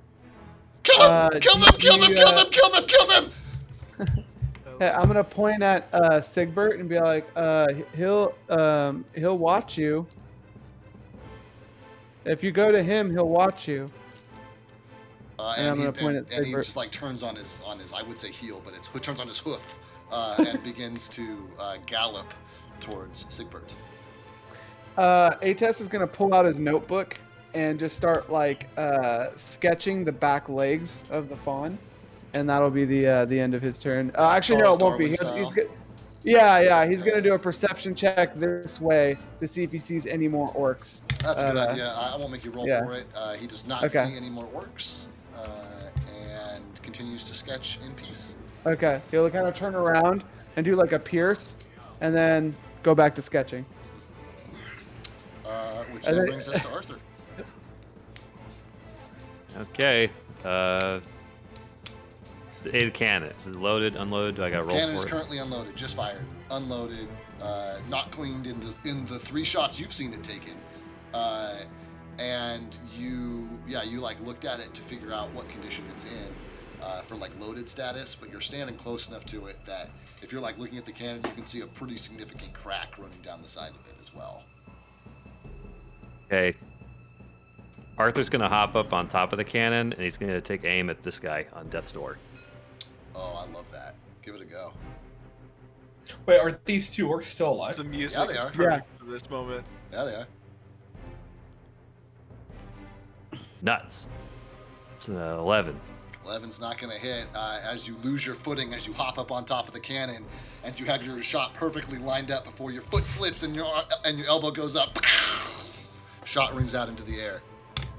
I'm gonna turn back to Monza and be like, "See, it's harder than it looks, puto." Yeah, that's it. That will bring us back to the top with Sigbert. You guys are super, super close to finishing this. I want to call for just a quick 5er, and then we can get right back to it. Finish it out. Cool. That's good. All right, back at 5.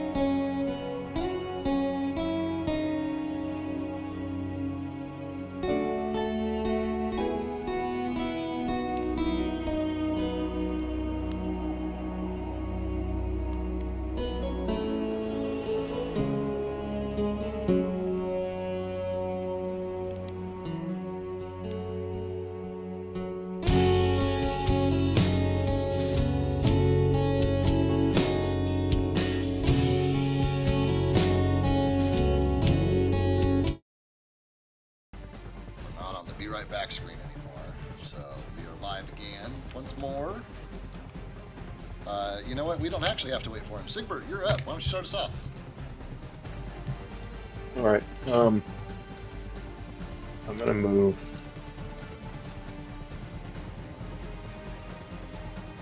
How far is this guy here? It's like a 10, 12 footer.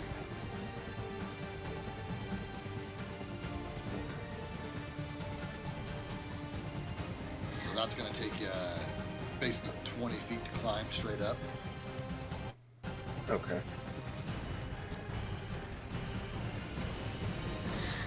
So with my free 5 right here would take my full 30 Cool. of movement.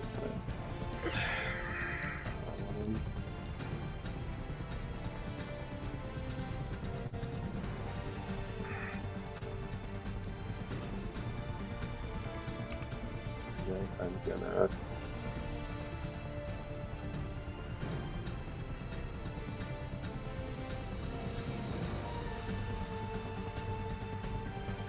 move to there. And I'll end my turn. The fawn was instructed to run to you.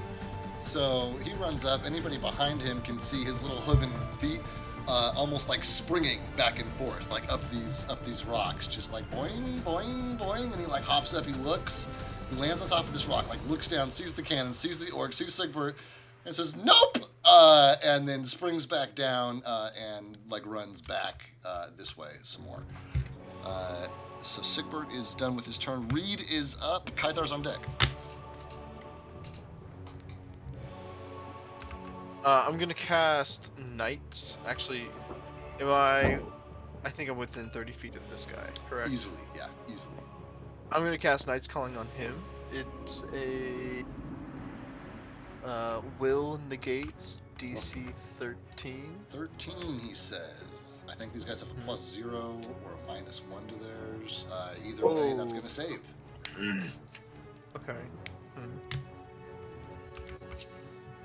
Get Bash's head in! How far? Well, I was trying to stop him from shooting again. How far would it be for me to get to the cannon? Could I like lay hands on the cannon with my free 5? Yeah. Okay, I'm gonna do that, and then I'm gonna try and push the cannon. I'm trying to like rotate it the other way so that even if they load it, they can't shoot it. I'm gonna try and push it as far that way. Because you still have your movement action, correct? Your whole movement? Because that's what it takes to push this cannon. That is a 23. Yes, I still have my whole movement action. Great. And you push it, and it moves a little bit uncontested, and the orc on the other side's like, and then pushes back against it. And you definitely are stronger and move it back to its original position, back to the position it was in one turn ago. So it's now angled off of the. Like that way. It's because I mean, it just shot here. It's probably angled, here or so now, right? Like it's just moved, but it is still unloaded. As a reminder, it is just fired. Yeah. Okay. You got it. Cool. Then if that is it for Reed. Hold on. I was gonna try and make him come to me and fight me. Okay. Yeah, I'll be done. If that's it for Reed, then Kythar's up. I can hear him talking in the background, and the bad guys are on deck with Simone going after them. Okay. Going after the shooter here. Cool. Gonna do the double strike. Strike him down. First one. That It's a one. nat 1. All right, man.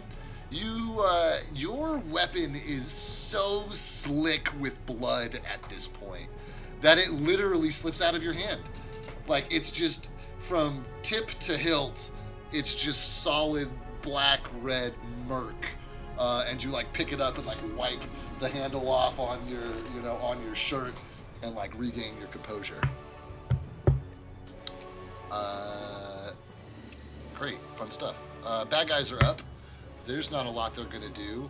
We're gonna roll a couple morale checks here. Ho ho ho ho! That's a natural 2 and a 3. So these guys are super Audi 500. So let's see here. Sigbert and Kythar get an attack of opportunity on O2.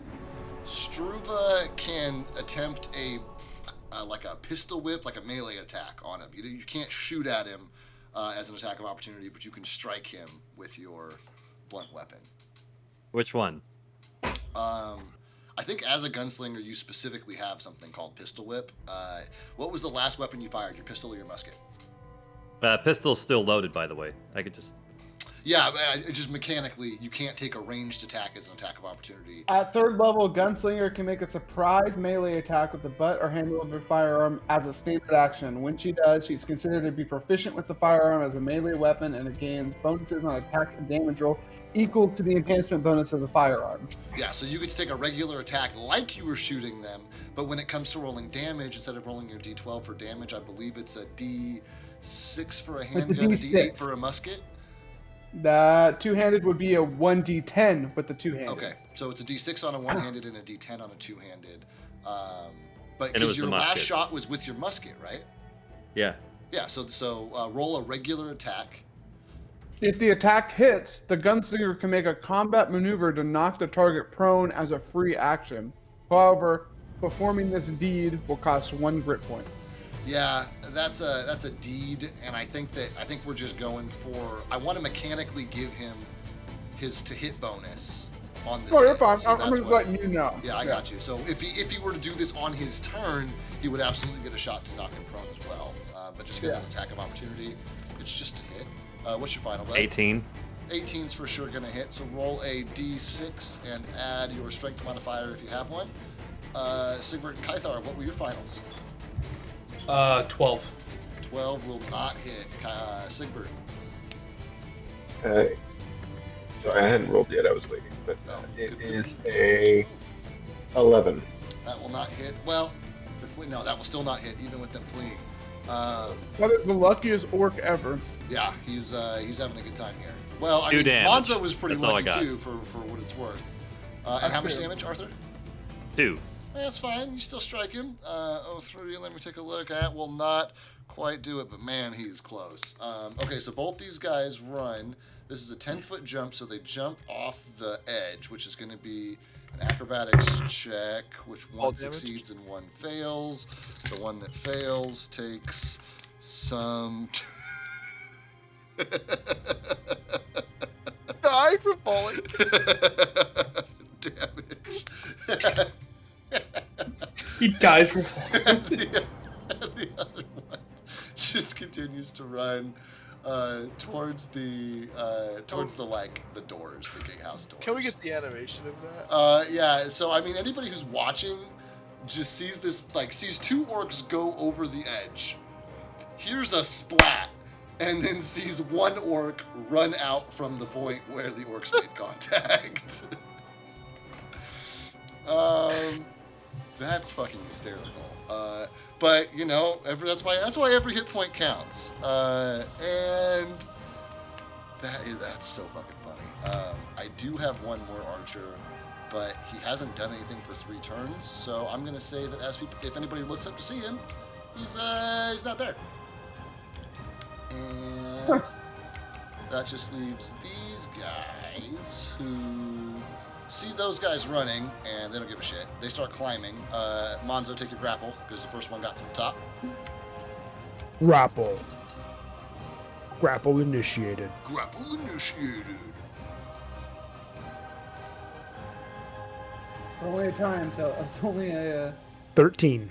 Oh, you know what, Anthony? I recognize this one, and I Yeah, I bet was gonna you... say it's only a matter of time until the Elder Scrolls music comes on. Right, but I bet you that when I go to upload this video later, they'll pull the audio from it because it's got trademarked music in it. I think video game music is okay to play. I'm curious. Yeah, I'd like to see because I've had some really weird stuff get caught, but we'll see. I'm curious. I'm sorry. What was your final, Monzo? 13. Ooh, 13. That's pretty low. Not ideal. Let me check these guys. These guys, little Dexy poos. 10 plus 3 plus 3. that is an unsuccessful grapple. So you go to pull him off the rope as he's climbing up, and he you end up getting the rope and tugging on the rope instead, and he lets go and kind of barrel rolls out of the way, and then comes to his feet as the other orcs shimmy up. Ack! Ack! 5, 10, 15. And he is just behind these guys on the rope. There's no room up there for him to stand, so he is yelling profanities down there. Which is the one that's? Were you able to grapple one of them? No, he Aaron? tried. This was the one he tried to okay. grapple, and he Too was- slippery. Yeah, Monzo is also slick with blood, so A few greased up orcs. they don't get their multi attacks because they moved, but they do each get one. Oh, then they get it with advantage because they're standing on either side. So that's 24 to hit. And To me, my AC 16. Okay, then that is 2 hits from 2 orcs. Wait, is it D6 or is it? Yeah, they're Monzo. Just getting banged up this fight. That is 15 dim dam from the orcs. Okay. And that is it for their turn. Simone and Will are up, and Monzo's on deck. All right, so Will is going to. I'm going to move this dead orc for a second. Yeah.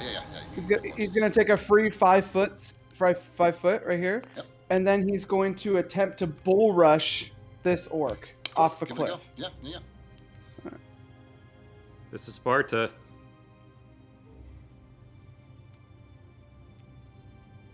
That is going to be a 25. Super hits and knocks him at least 5 feet, which is all you need to do to knock him off of this ledge. He falls 10 feet, takes a d6 of damage. Got it. And I need to label him because he's taking damage now. Great. And then Will is going to look at this orc right here and do a big intimidating. I'm going to roll to intimidate. Snarl, essentially. Okay. Trying to get him to look at me. Look at it. And that is a 21. You definitely have gotten the orc's attention, and he raises his weapons in a menacing manner and begins to move towards Will. Cool. And that will. Oh, and then so I don't see the other orcs over here now, right? No, they're not over there. The cannon is. There are only friends and corpses standing over the cannon. I'm gonna have Simone take a shot at this orc right here then. Cool.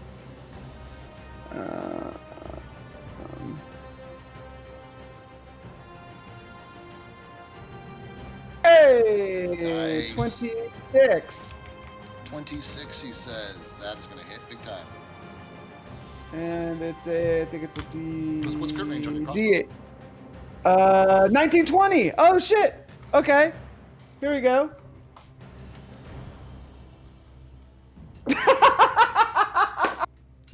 Nice. Well, that's it. That's just Nice. to confirm, so it's not like I lose it or whatever. Right, you still but get your regular ass hit, which is all you thought you had in the still first sucks. place. So there you Yes. go. Yes.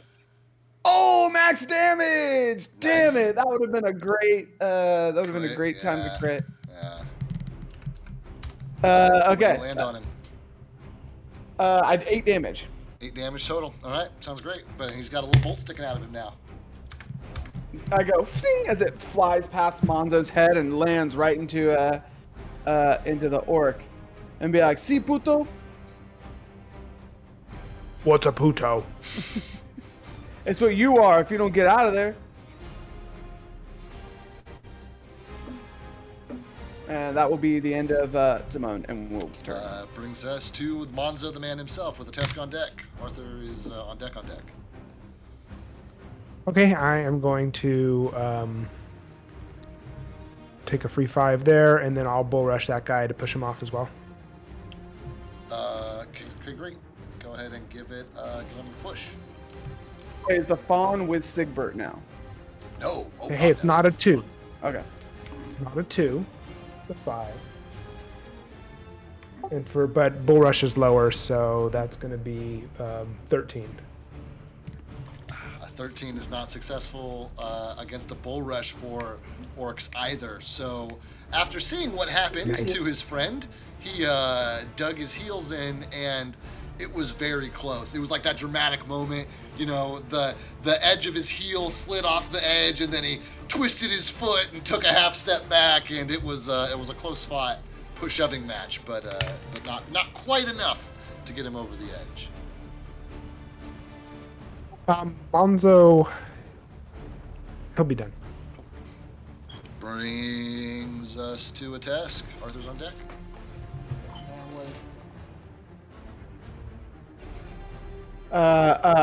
Simone's gonna say to Monzo, "Hey fool, I can only help you if you help yourself, right?" Didn't you have Will shoot blood all over me? I'm slippery. I can't do any. I'm all thumbs. Hey, it's not my fault that Puto had a lot of blood. I didn't shoot it directly at you. And then you're gonna see Will with like a big cat grin on his face. Cheshire. Yeah. Sorry, go ahead. Oh, Monzo's done. Monzo's done. That's a task. Oh, sorry. I keep forgetting. Okay, so finally finishing his sketch, he's going to take his free 5 right here, and then 5, 10, 15, 20, 25, 30, and he is going to do his... That's the fawn, just so you know. Yeah, he's going to do his signature. Seeing that Monzo's in trouble from where he's at, he's going to do his signature move of Magic Missile. Cool. And that's so I think it's 3. Yep, D4 plus 1. And that's this guy right here that you're shooting at. I'm shooting at yeah, Cool. that guy right there. Yeah. And it's going to be yep, 3. So 1, 2, 3. Nice. All right, 9, 10, Plus 11, his 12. modifiers. And 12. are you sure it's 3? Because I feel like it's 4, because he has the thing where he gets to cast things like he's a level higher than he is. And It I says feel 3 like missiles. he's got 4. It says 3 missiles, but let me double check here. He would know better than I do. Weapon of efficiency, arcane bond, keen bloodline, keen focus. Oh yeah, that increases. Yeah, you're interested, inspired, like plus 1 caster level, which it is per caster level. So yeah, I would get an additional 1. Cool. I feel like I remember him doing 4 Yeah, missiles. inspired. Yeah.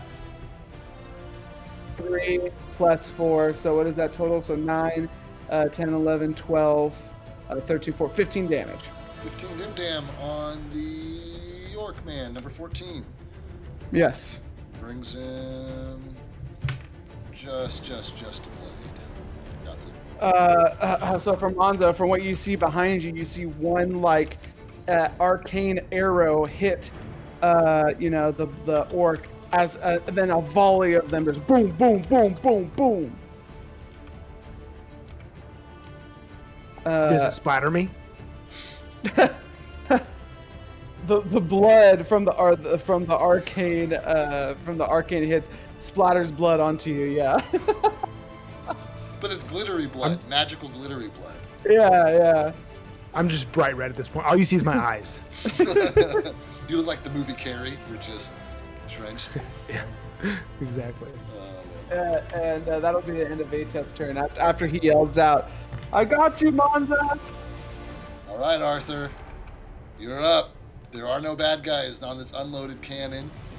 You look around and see a crew of 3 companions of yours. I am going to give your crew the option of acting in tandem with you if they want to give up their next turn, to help you man the cannon, but it's their choice. Yep, I was gonna ask him what he needs us to do to help him. Yeah, I'll help. Yeah, I'll help. Oh, you got a lot of manpower on this cannon, bud. What are you doing? Reed, I need you to clean the bore of the gun. Take this. You see Arthur get like a makeshift carbon steel cleaning rod, hand it to him. There's a Get- tent pole and you'll have to cut a stretch of cloth, but you can create something quickly here. Okay. Because keep in mind they weren't cleaning it, so there's not any cleaning materials around here. But there was a tent up here, so there's cloth and there's supports. Right. So what Reed's going to be doing is, Reed, you're going to be cleaning the bore of the gun and then extinguishing the embers that are left over in one single swoop. That's going to be your job. Got it. David, I'll give my whole turn for that if I need to. Sweet, love it. Okay, Kythar, I need you to get the powder charge. There's The what? There's an open canister of black powder sitting next to the cannon. Yeah. Do so I like then- this? Yeah, Have a one match somehow powder while charge we lit? and then 1 round shot. Hold on, I don't think he heard you. Say it again, Kythar. I said, do I like this and I already have a lit match next to me? I'm looking. Arthur's gonna like swat that out of his hand. No. You need to talk dumb to me, like you say doing something, but like you need it. Like, Arthur's gonna grab a little bit of powder from his flask and then be like, powder. And then he's gonna point that okay, big I raise ball. powder. I raise the powder and like I have it right in front of him. Like, okay, got it. Okay, Do what now? put in the gun. And then Reed's gonna ram it. I put the powder in front of through the bore, I guess. Yeah. Sounds So good. So I'll- you see I'll pack Kythar it just in. like dumping this powder into the barrel of the gun. He's just got this. Okay. Is the bag still like somewhat intact? Yeah, like a little bit, but it's not. You know, he's just like throwing stuff in here. It's loose. I'm just being dramatically planning. Keep going. I want to get this turn through. Okay. And then I need them to load the ball itself. Okay, you got one more man on your crew, plus you've got your own actions. Yeah, I'm gonna need to line up the gun and fire it, and then I need one more person. So Sigbert, we're gonna do a combined effort to line up the gun, and then I'll light the fuse. Well, I've already pushed it back. You Is pushed it- it You already back pushed it back? some. Yeah, it's pointing. It's pointing just off of because this is where it hit previously, and he moved it, just a couple of degrees back off the deal, off of where it was pointing. Okay. Yeah, we're gonna angle it so we can hit. You got to pick one tile you're shooting at, and it'll hit some tiles around it, but you got to pick the tile you're shooting at. Yeah, we'll go for the guy that's coming up next. Okay, sounds good. So Sigbert, help me align the cannon so we can. Strength this. checks from both of you, please, to move the cannon around with your movement action.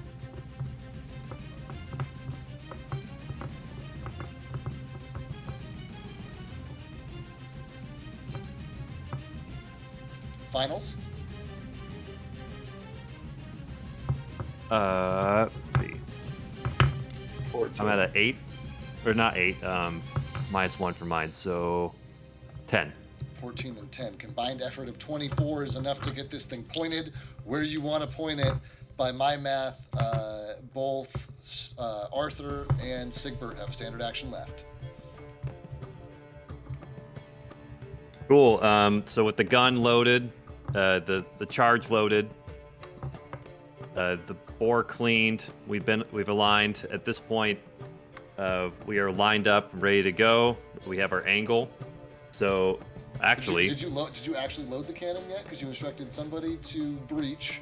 You instructed somebody to load the powder. I don't think you got anybody loading the actual shot. I asked him to do both. It didn't happen. Sigbert, please load the gun with a 6-pound round shot, and I'll point to it. Sorry. And immediately at a grab it. glance, Arthur, these are not standard cannonballs. They almost look like they're made from like rock and stone. It's like medieval times, like in the 1400s. So what do I see? Do I got to roll for it or? No, I'm just letting you know. They're cannonballs, but they're crude. They're made of stone. And Sigbert, as he's looking down at the one that he has in his hand, notices a small hole drilled in it. Well, I guess he doesn't know it's drilled. That doesn't exist. But a small hole in the top. Okay, Sigbert, I want you to load the cannon with the hole facing towards the powder charge. Alrighty, and I'll do that. What that's going to do is it's going to give some kind of surface area for the cannonball to move straighter. Otherwise, that's it's what going the to hole's fly for. off course. What's that? If Yeah. that's what the hole's for. Typically, that's what it would be for. And then I'm assuming you're using yours to take your shot? Yeah, I'll put the wick in, light it, and say, bombs away. Alright, I've got the modifier on my end. It is much higher than the orcs get for theirs. Go ahead and roll an attack roll there, Arthur. Okay, D20. D20. Okay, no whammy, no whammy, no whammy. Oh, what a relief. Ah, nice! Hey, Nice! Stover? Would you do me a favor and please roll 6d6 for me?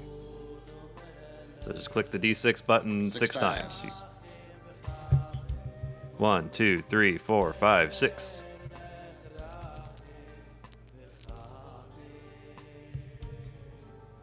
$16. 16 damage, and it's a moot point because with a direct hit, you do a fuck ton of damage, and the orc literally flies off the cliff and like into fucking oblivion. Just like the impact from the shot just like knocks him off the ledge entirely and just propels him out of there. The wounded orc gets hit in the like fragments of stone and the explosion which happens on impact, and has moved himself into the bloodied category. rock and stone. And he is also very obviously completely demoralized and fleeing from battle at this point. At this point, do we see the orc running? Yeah, this one down here, absolutely. The heck, hick, boys. Now that's how you shoot a cannon. You got Wait, like a is huzzah theme going around the Yeah. cannon. This guy just get eviscerated? Is that what I'm? He got blown to bits, and the bits got blown off the edge of the off the edge of the cliff and down into the canyon. Neat. Yeah. Sick. Okay, so that is Arthur, as well as Kythar, as well as Sigbert, as well as Reed, and that's really convenient because you guys are 1, 2, 3, and 4, 1, 2, and 3 in the turn order, and Arthur is the last one.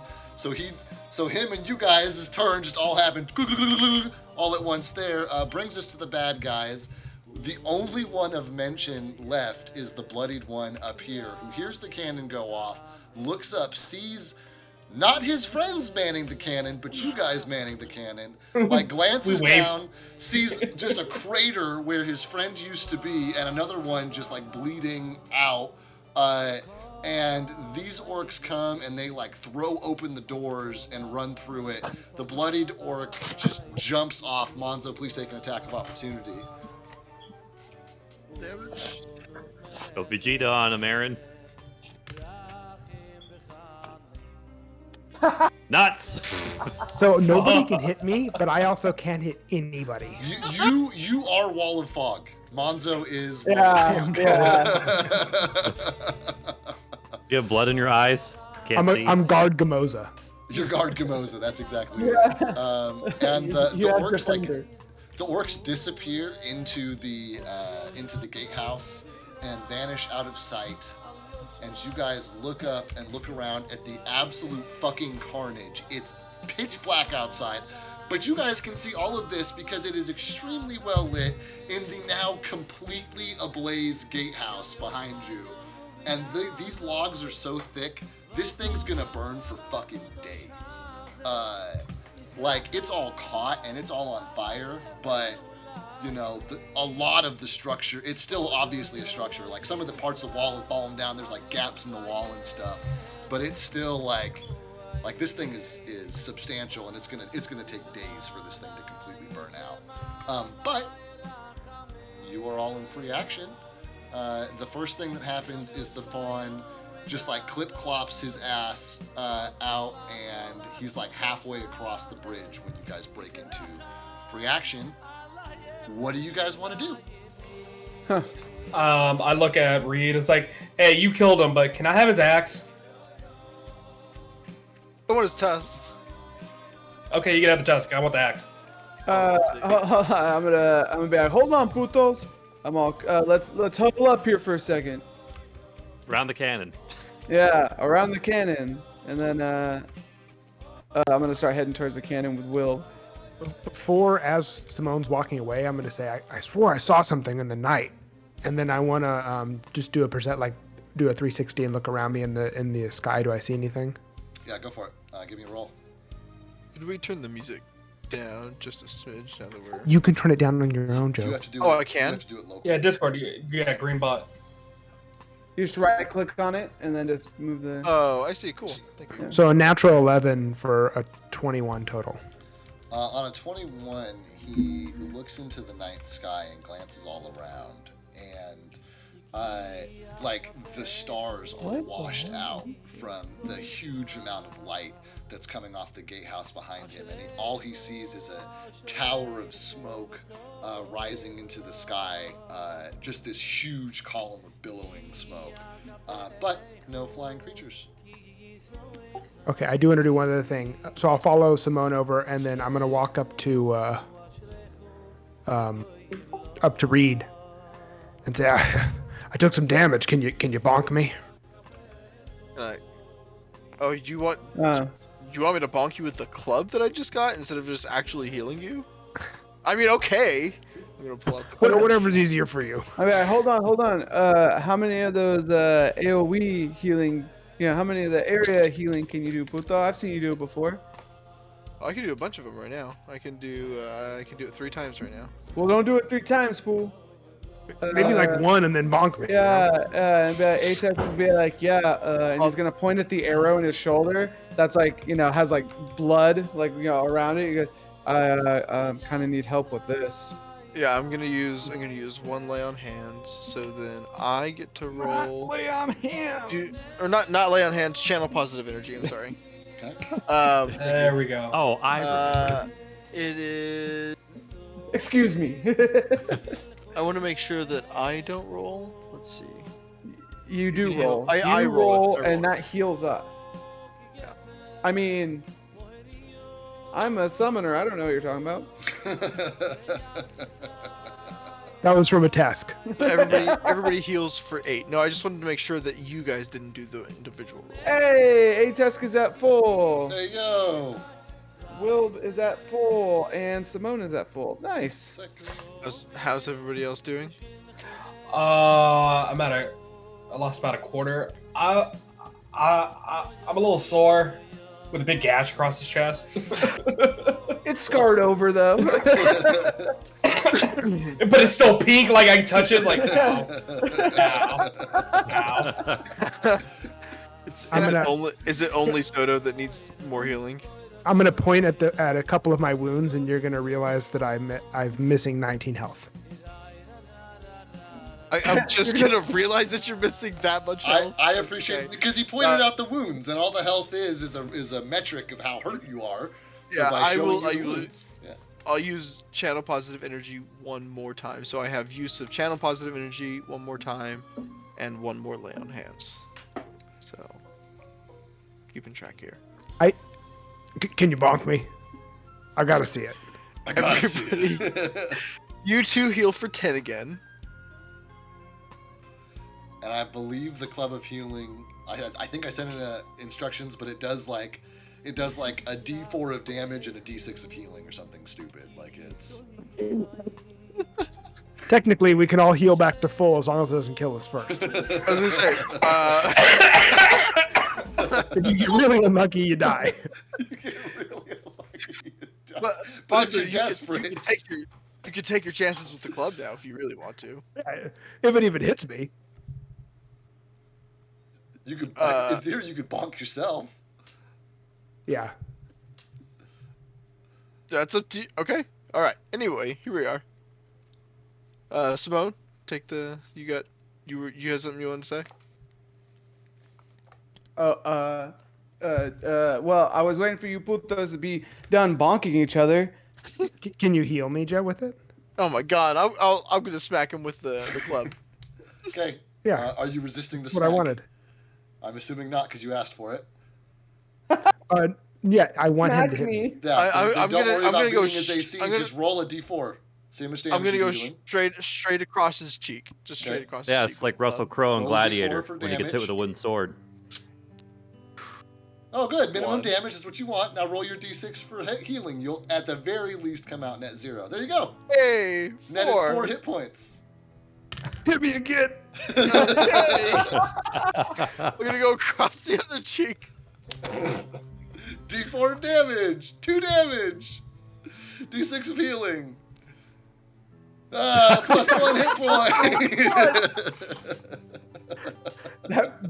That barely covers the redness that from the hit. Hey, I'm on a roll now. We can do this all I'm day. done. That's all I need is one more time. Kythar looks over and looks. Kythar looks over. Is like, that looks fun. Do me next. I need 8 more. I need Oh 8 more. shit! There's, that healing? The's 4 Yeah, healing that's right it. there. It's for healing. 4 healing. Okay, so halfway Alright. there. Oh, I'm good. shit. I'm good. Yeah, that one was for Kythar, that right? was Monzo? I'm good. Now I'm turning to Kythar, right? Got you. So that wasn't you, Kythar. That was Monzo. So back to Yeah. Kythar. Here we go. D4. Okay. 2. D6. A lot of 2s. Plus 4. Plus 4. Okay, halfway there. Let's go. Come on. Can you hit? Smack him Can you? again. Oh, 4 damage. Here we go. This might be our first net If loss. he rolls- Oh, no! There it is! How you feeling? You want it one more time? I'm good. That would hurt. You sure? You sure? The rest of the party. I'm all like, I'm amped up now with this like glowing club that just smacks people and heals them. As like Become a serial Tesk- killer. As like a Tesk and like Simone are like making their way over to the fucking cannon, they like round the corner and just see Reed just like wailing on his party with this glowing club. But they're like excited they get hit. They're like, yeah, hit me again, boom. Ah! And they seem to be having a good time. I'm gonna look over at A-Task and be like, "Did you cast fucking a Euphoria cloud over here?" And No, she'd be man, like, this club it bonks people to alive. Not You to know, death, to People alive. to alive. I'm gonna take your word at it, fool. You sure you don't want to take a crack at it? Oh my I'm gonna like roll up my sleeves and show I have no wounds. And be like, I'm clean, fool. I'll remember in a pinch. In a pinch, I can. We'll take our Smack you chances. alive. It's just kind of. I'm gonna run up to Simone and grab him by his shirt and say, "I can't get enough."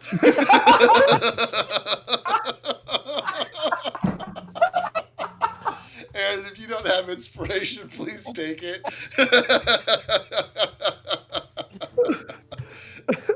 I'm gonna look at Monzo anytime, big boy. Is this club cursed or some shit? What the hell? Either way, We love Reed's club. I'm gonna walk up to Professor Struva and I'm gonna be like, "Hey fool, what kind of make is this cannon?" Oh, DM, what do I gotta appraise this thing or? Okay, roll. What do I gotta you do? know a lot about it, so your base information is going to be crazy, crazy high. But you can roll an appraisal check on it, or anything else that you can argue you would use. Any kind of knowledge stat or anything on your character sheet that you want. Just tell me what you're using and why, and then I'll give you a result. And keep in mind, you Okay. have a very high floor of knowledge because of your backstory. Okay. Probably go with survival.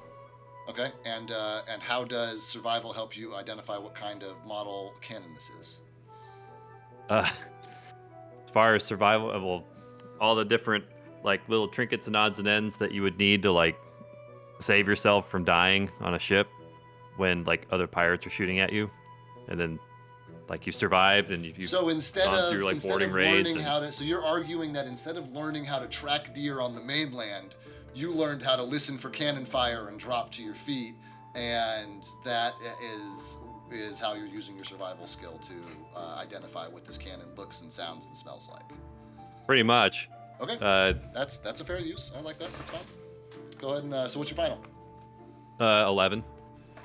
Yeah, on an 11, you're looking at this thing, and this cannon is obviously off of a ship of some sort, but it's also obvious that only the cast iron portion of the cannon is intact, and that it's on like this crudely built makeshift like wagon cart thing that you presume the orcs to have built.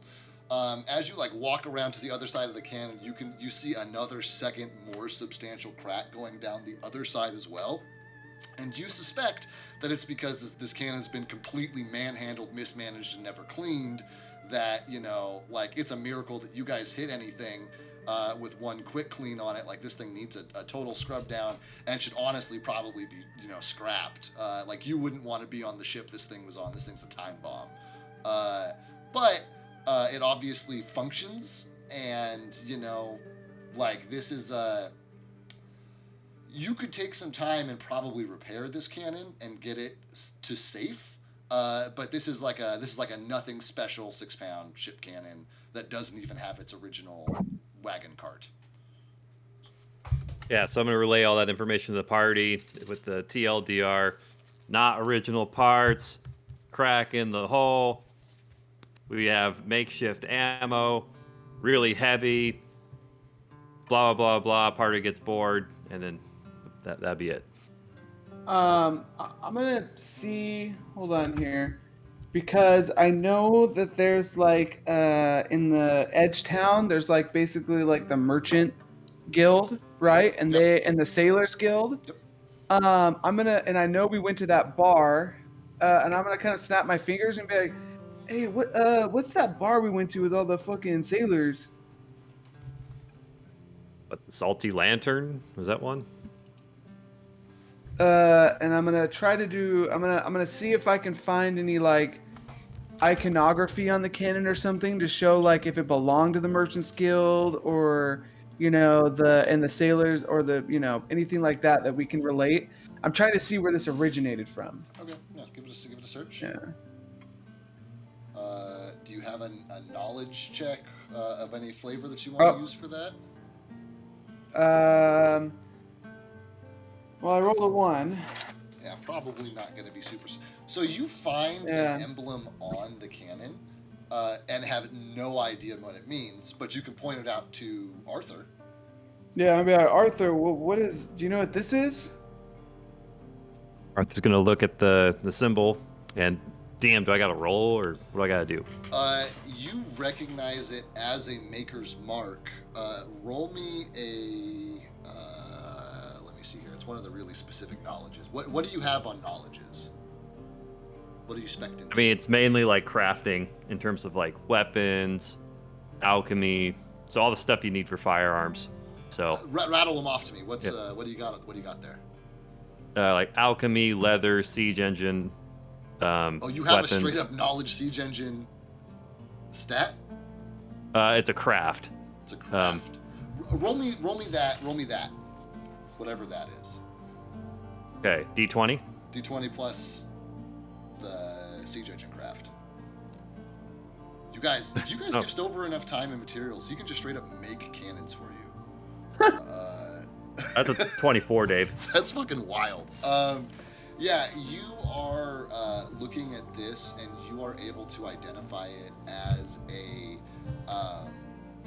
as like this world's equivalent of the India Trading Company's cannon. Like, it's not anything produced by the major guilds, and it's not anything Okay. produced by your kingdom back home, and it's not anything produced by the enemies of your kingdom back home. This is like free traders. There's like gnomes out in the middle of nowhere that just like make stuff all day long, and they're like notoriously neutral territory, and this is their mark. So it doesn't really belong to anybody. Oh, Whoop. do you relay all that info? Yeah, I'm gonna relay all that information Alright. to the party about, hey, it's from these gnomes. It's a neutral party. This isn't anything from Edgetown. This isn't orc made. They stole it. Essentially, I was trying to get at, fool, was just making sure none of these putos at Edgetown are trying to fuck us, you know? Basically sending us at an enemy that they supplied. You know what I mean? Like, get rid of us as a problem. Huh. But if you're telling me that this seems to be neutrally acquired, I mean, I guess the same thing could still happen, right? I mean, these Lord Estebar and shit could definitely, you know, has the means to go out to these gnomes and pay for such an item, but I don't know. Just something to keep in mind. I don't Yeah. trust any of those putos back there. Not to mention, makes you wonder what a cannon of this caliber is doing out here. Period. Are there any other cannons? Did we check the rest of it? We haven't checked anything else, fool. I was actually gonna say it's what time? I'm assuming at this point it's like It's midnight. It's midnight. Because you guys Yeah, started this okay. all at about 10. yeah. You guys, To I our think you guys fight, got yeah. ambushed around the corner at about 10, and you like came around the corner, assaulted the gatehouse, and you know, like all that in the last Yeah. couple hours. Fire's burning bright though. Super bright. Yeah. I would say we pilfer the camp and try to make it down the pass a little bit more before we set up camp. Yeah, Alright, that's. Let's do some digging around. And hey, fool, and I'm gonna look at Kaithar. I'm gonna be like, hey, fool, remember we're a team, right?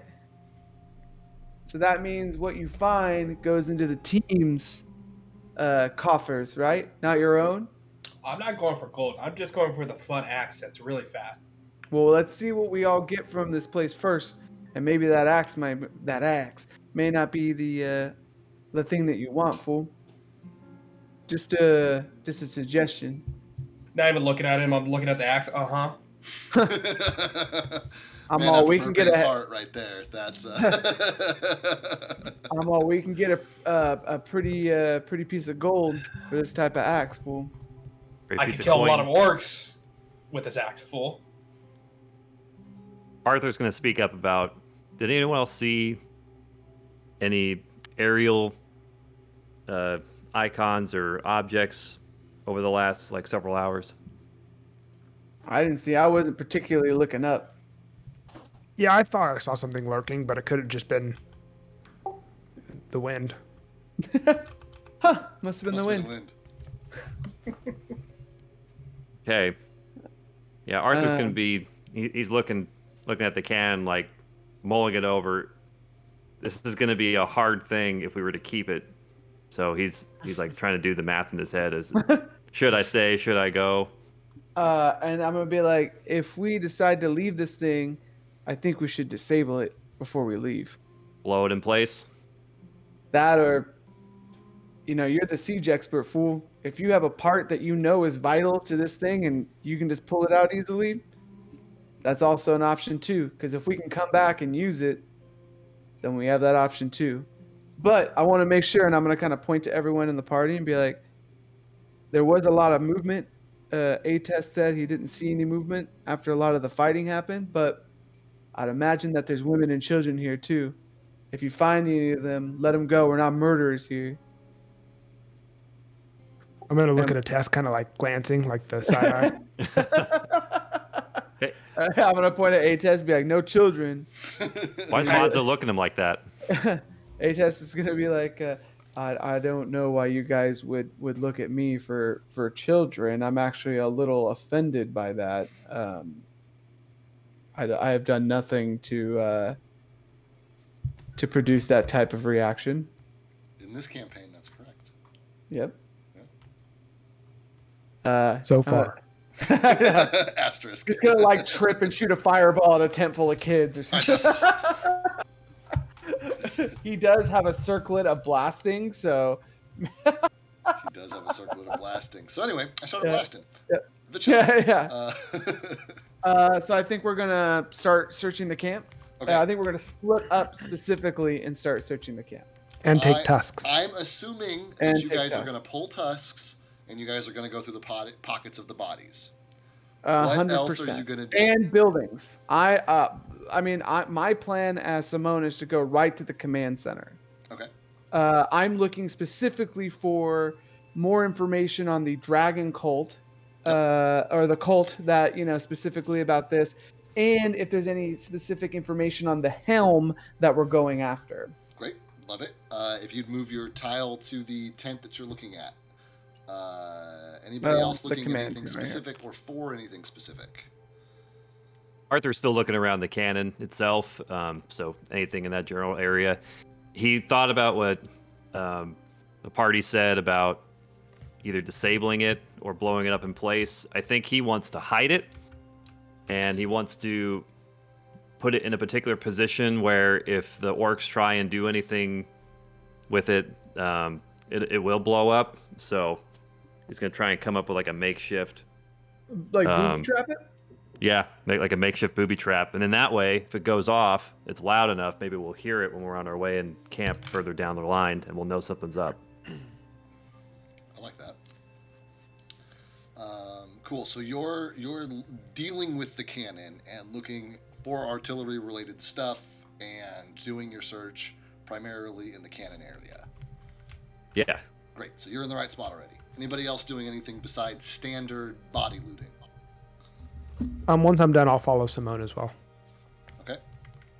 So just put your tile, outside, a little bit behind him. Perfect. Yeah. Oh, that's After I'm done looting bodies. I'm gonna see. Hold on. I got Go Sigbert on. first. Sigbert, go. Yeah.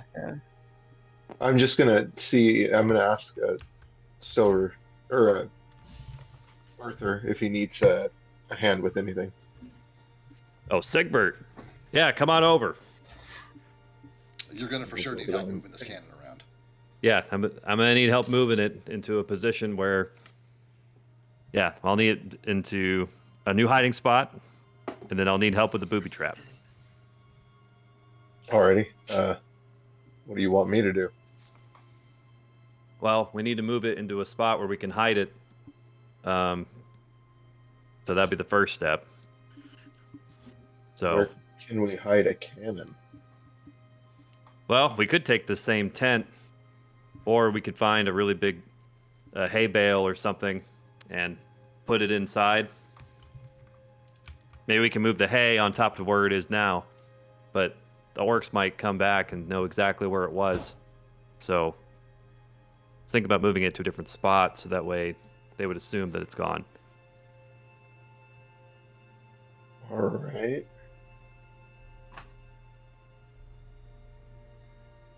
So Arthur's going to be looking for another spot around the camp, and I think he'll notice he'll want to move it towards the center. Okay. That's a tactically that's a good spot for the cannon to be. Yeah, he's going to move it towards the center, and then he's going to say, all right, we'll get a bunch of remind hail. him, this is the highest ground, but within the camp, that's not a bad spot. Huh, good luck trying to get it up there. Well, it depends on how many I mean- people he's got to help him.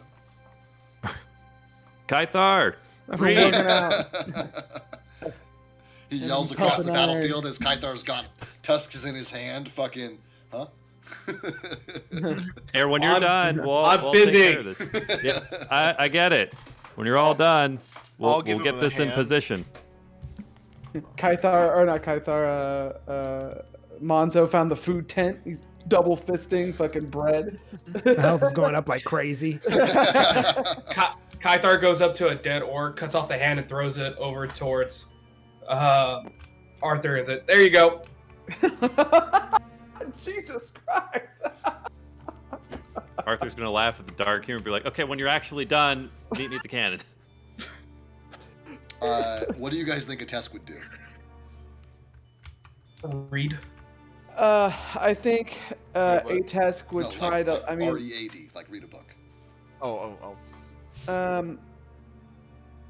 I think Atesk would search some of the tents for books or documents. I think that's exactly what a Tesk would do. I think you're right. Yeah, that's just me. I mean, unless anybody else thinks he would do something else. I just picture like a test, like sitting down, like washing his hands, like making sure his face, his head, little cat nap. No, the tent is a good idea.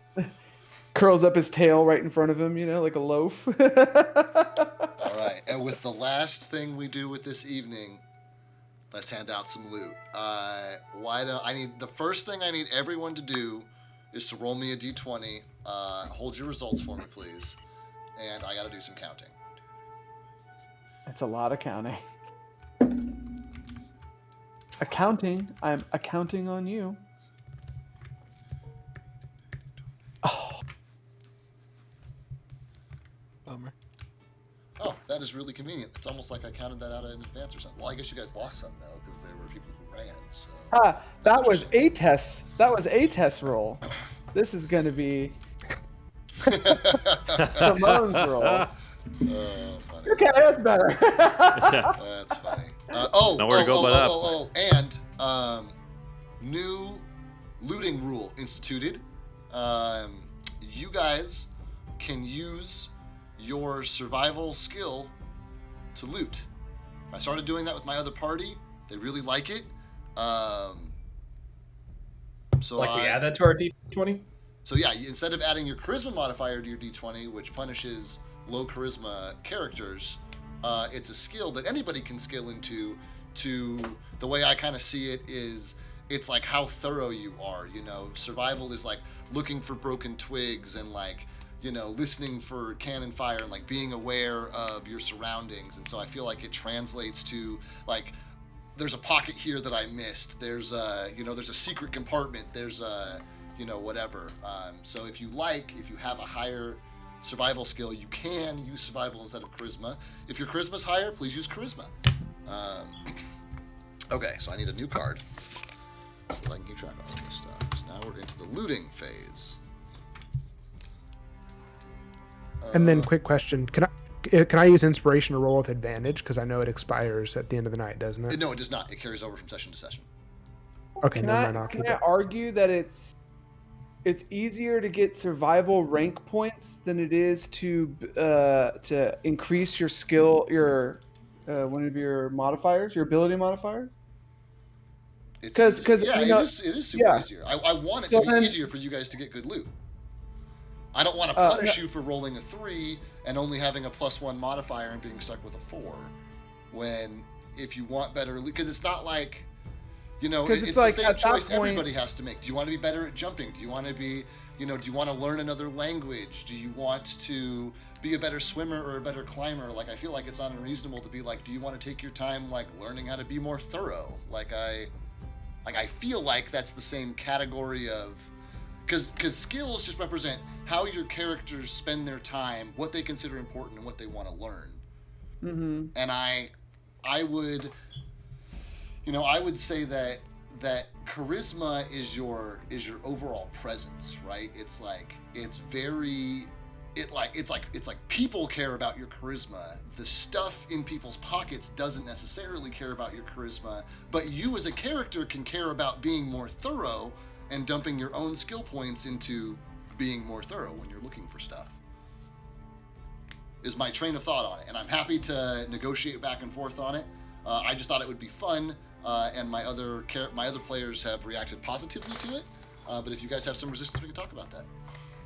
Oh, I'm fine. I was just it was just a thought I had that it's like I think the lowest amount of skill rank you can get is, like 3 or 4. So that like just throwing all of your skill ranks into your survival then instantly makes you better at looting, which then translates to gold. And it's like in order Not to do that with necessarily, charisma, I you hear have to you. wait. It's like I think you get an ability modifier every 4 levels. So technically you can only raise it by 2, so 1 modifier every 4 levels, as opposed to, I don't know. That was just my thought. I mean, Right, but that's what obviously I'm I'm saying. gonna. I don't want to Yeah. punish non-charisma classes to not be able to make themselves better looters. Because a non-charisma class, yeah. like if Soda wants to be better at finding stuff, he'd have to put stuff in charisma, which means not putting stuff in strength, which is what he's good at as a barbarian. But skill points, he only gets like 3 of those a level anyway. So if he wants to put him in survival instead of acrobatics, it's like, or instead of intimidation, like they're his skill points, and so I think what Anthony's saying is it scales a lot higher when you put it in survival, which is fine as long as you scale the loot for that. I think is what you're saying. And that's 100%. I guess I would. Yeah, I get that. That would. Yeah, it's like if you're using your on the or your back end, the charisma- tables shift also. Yes. If Okay. That's what you're asking. Okay. All right. Yeah. Because it would just be like if it was both on an even playing field. But it Why brings would I everyone's ever do charisma? But it brings You know everyone's what I mean? floor up. So if you roll a 2 on your looting, it's easier to get a +4 or a +6 on the modifier. So then you still get to pull a 7 off the loot table. So even if it shifts up 5 or shifts up, whatever, it's still, I don't know. We can try it, I guess, if you guys want to. Yeah, do that. I'll try it. It was just my whole thought process is like, well, okay, well now I'm just my next level. I'm gonna dump all my skill points into survival, which then will give me a +7, which is already better than my charisma modifier. So then no matter what, I could use either my +5 or my +7. Anyway, it doesn't matter. So I was just thinking about it. Sorry. Okay, no, that's fair. That's fair. Yeah. I guess it was just an option that I wanted to provide to you guys. So let's get those finals. I see a couple folks who are over 20. Who's over 20? I'm over 20. What are you at, Sigbert? What are we? I'm confused. Are we doing the Whatever you want. survival or are we Whichever, doing? whichever skill you want, bud. Yeah. Okay, then at 25. Great. Anybody else over 20? Anybody over 15? No. Right here. What you got? 16. Wow, low rolls, guys. Anybody over 10? Yeah. 16 as well. You're 16 as well. Okay, great. Wait, is it flat roll or is it plus with something else? No, it's what he you explained. either get to add your charisma modifier or your survival modifier. Or your Oh strength. shoot! Well, then I'm at 22 with that. Okay, there we go. That's what I was going for. Monzo, you're at 16? Yep. Great. Who's over 10? I'm hoping some people. No. Really? Fuck. Who's over 5? Atesk is over 5. What's a Guy's task? over 5. Atesk is at 6. What's Skythar at? 9. Okay. And everybody else, what'd you get? 4. I must have missed somebody. 1, 2, 3, 4, 5. I only have 6 names on here. Who did I fucking miss? Joe. What, I what's got Simone a get? 4. No, what's Simone get? I got a 14. Okay, I missed you. Sorry. No, it's okay. No, I got something to say. Okay. Sweet. So then, starting at the top.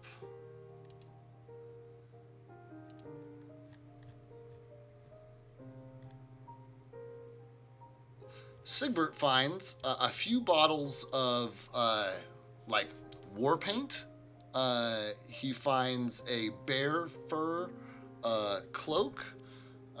He finds 16 gold pieces worth of value. I'm just going to give you guys a collective number. There are 21 sets of tusks out there. So I'm just letting you guys know that. I'm assuming that you all move through the corpses at an even rate. Yeah. And then you also find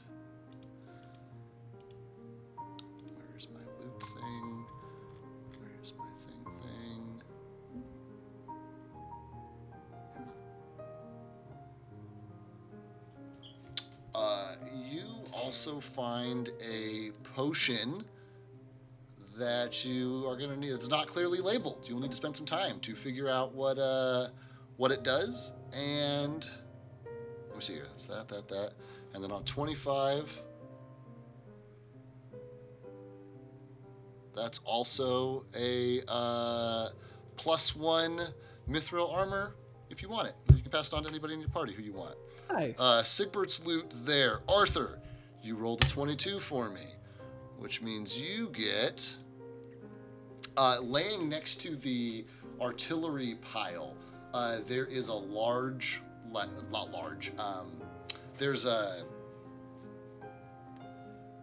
like a lap-sized war drum. There's also a bronze medallion engraved with a large wing on it that you find. You find extra charges, another, barrel of charges. You find another pile of shot for this cannon. And then you also find because you are over 20, my friend, laying around here.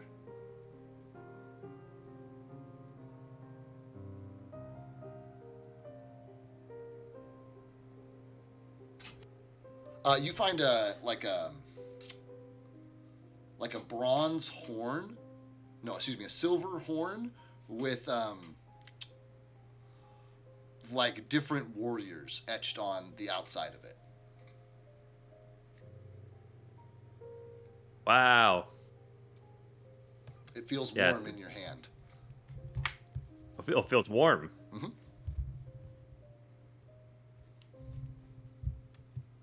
Okay. Monzo, who rolled a 16. Fucking A, man. 16. He finds on one of the bodies. I'm sorry. I did not roll your dollars, Arthur. Your coinage as you. Did you look at any bodies, or did you just go straight to the cannon area? You're asking Arthur. Arthur. Oh, whatever was around the can area. He didn't exactly go for bodies. There would have been at least one pocket to go through for bodies. Go ahead and add 3 gold pieces to your inventory as well for the money that you find. Monzo, you find on one of the bodies that you're looking at a crudely drawn map that, despite your best efforts, looks like it could be a map of anywhere. It seems to be signed in the corner. As you're going through pockets, you also find a large a giant eagle's talon that has a bunch of notches in it, tally marks. In addition, as you're poking through pockets, you find a set of bone dice and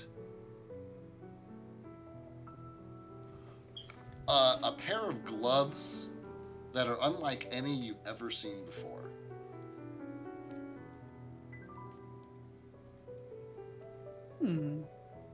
I've never seen these before. He's all, I don't wear gloves, throws them in his sack. Sneezes in them. Sweet. Yeah. Wipes her ass with it.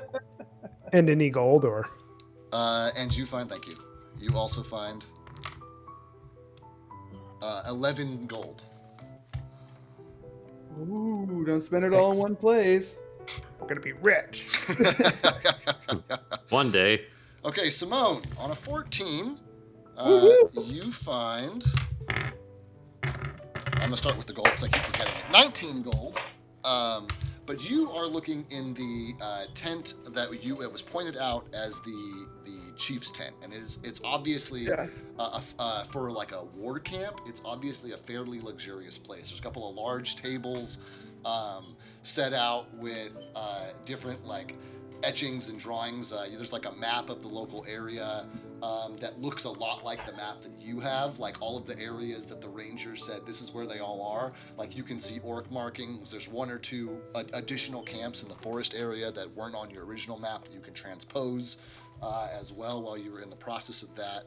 But the thing that strikes you the most as important is there is a small leather-bound journal that you find tucked underneath the pillow of the bed that was in there, and you look at it, and the first page just says Tahaka, and you find the journal. You got a 14. I gave you gold. You got the journal.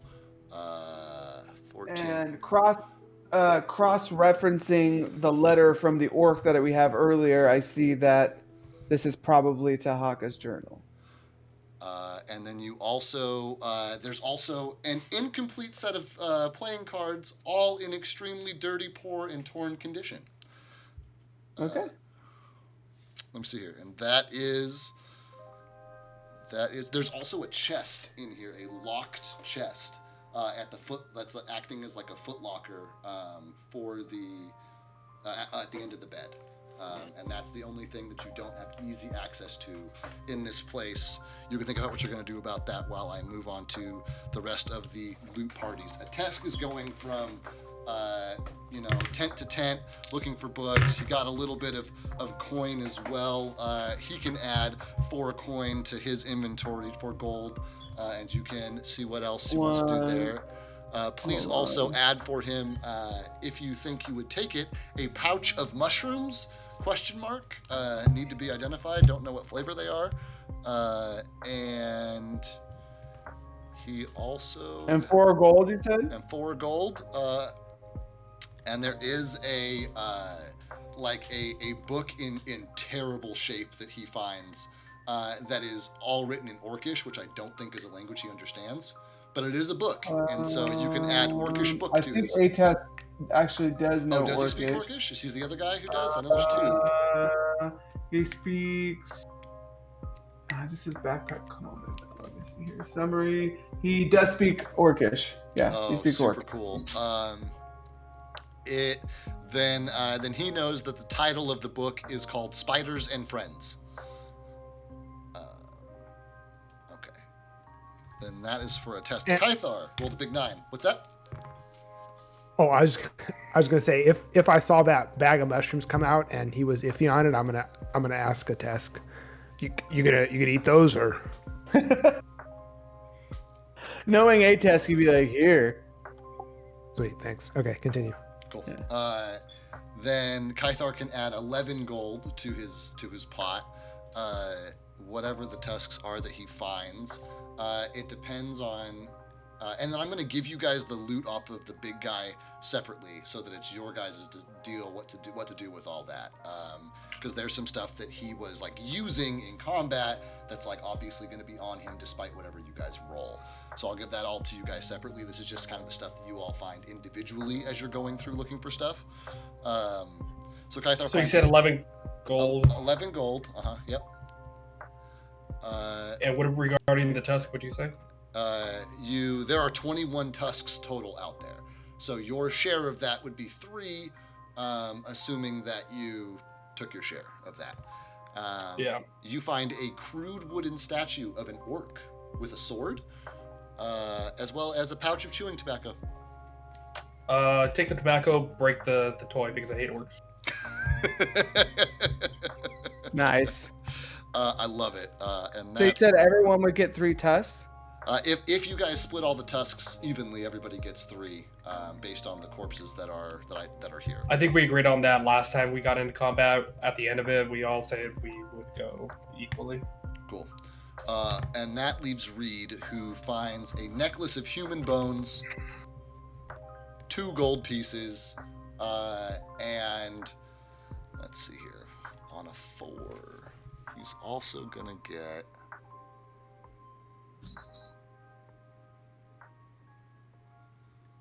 Like leftover tartar sauce or something.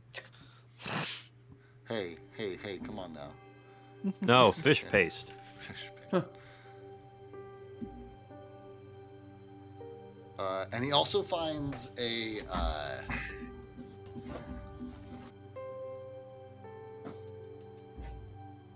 he also finds a potion that he does not know what it is. Okay. I'll leave the fish bones. I will, or not the fish bones, the necklace of human bones. I'll kind of like look at it and grimace, be like, oh, and then I'll pocket the 2 gold and I'll take the potion carefully because it's unlabeled. Okay. And Great. I'll hold it in my hand while I bring it back to the party because I'm gonna ask what it is. So I'll make my way towards the party. As you make Assuming your way, we're not all. I think you're on cannon crew, so you're helping push the cannon after you do your Okay. after you do your looting. So that's everybody's individual loot. On the boss, in clear view of everyone, is a magic cloak of some kind that he is wearing. Whoever's searching him pulls a letter out from his person. There is the glowing warhammer, and there is another belt that looks like a more intricate version of the ones that Reed and Kythar are wearing.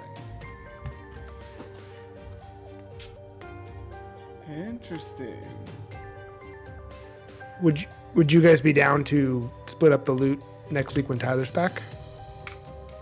Yeah, I gotta go hop off, so that'd be a Okay, good idea. that's fair. Yeah, I know it's been Yeah. a little late, but I just wanted to make sure that I've rewarded you guys for your, at this point, 4 sessions of hard-earned combat. Yep. So that you Yes. could start your next time around with with your pockets heavy and all these fun new toys.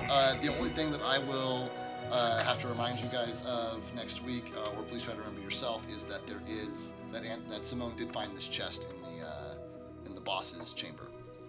I'm adding it to my notes right now. Cool. Then, congratulations, guys. You have sieged the gatehouse. You have taken the orc camp. You have done so with no deaths in the party.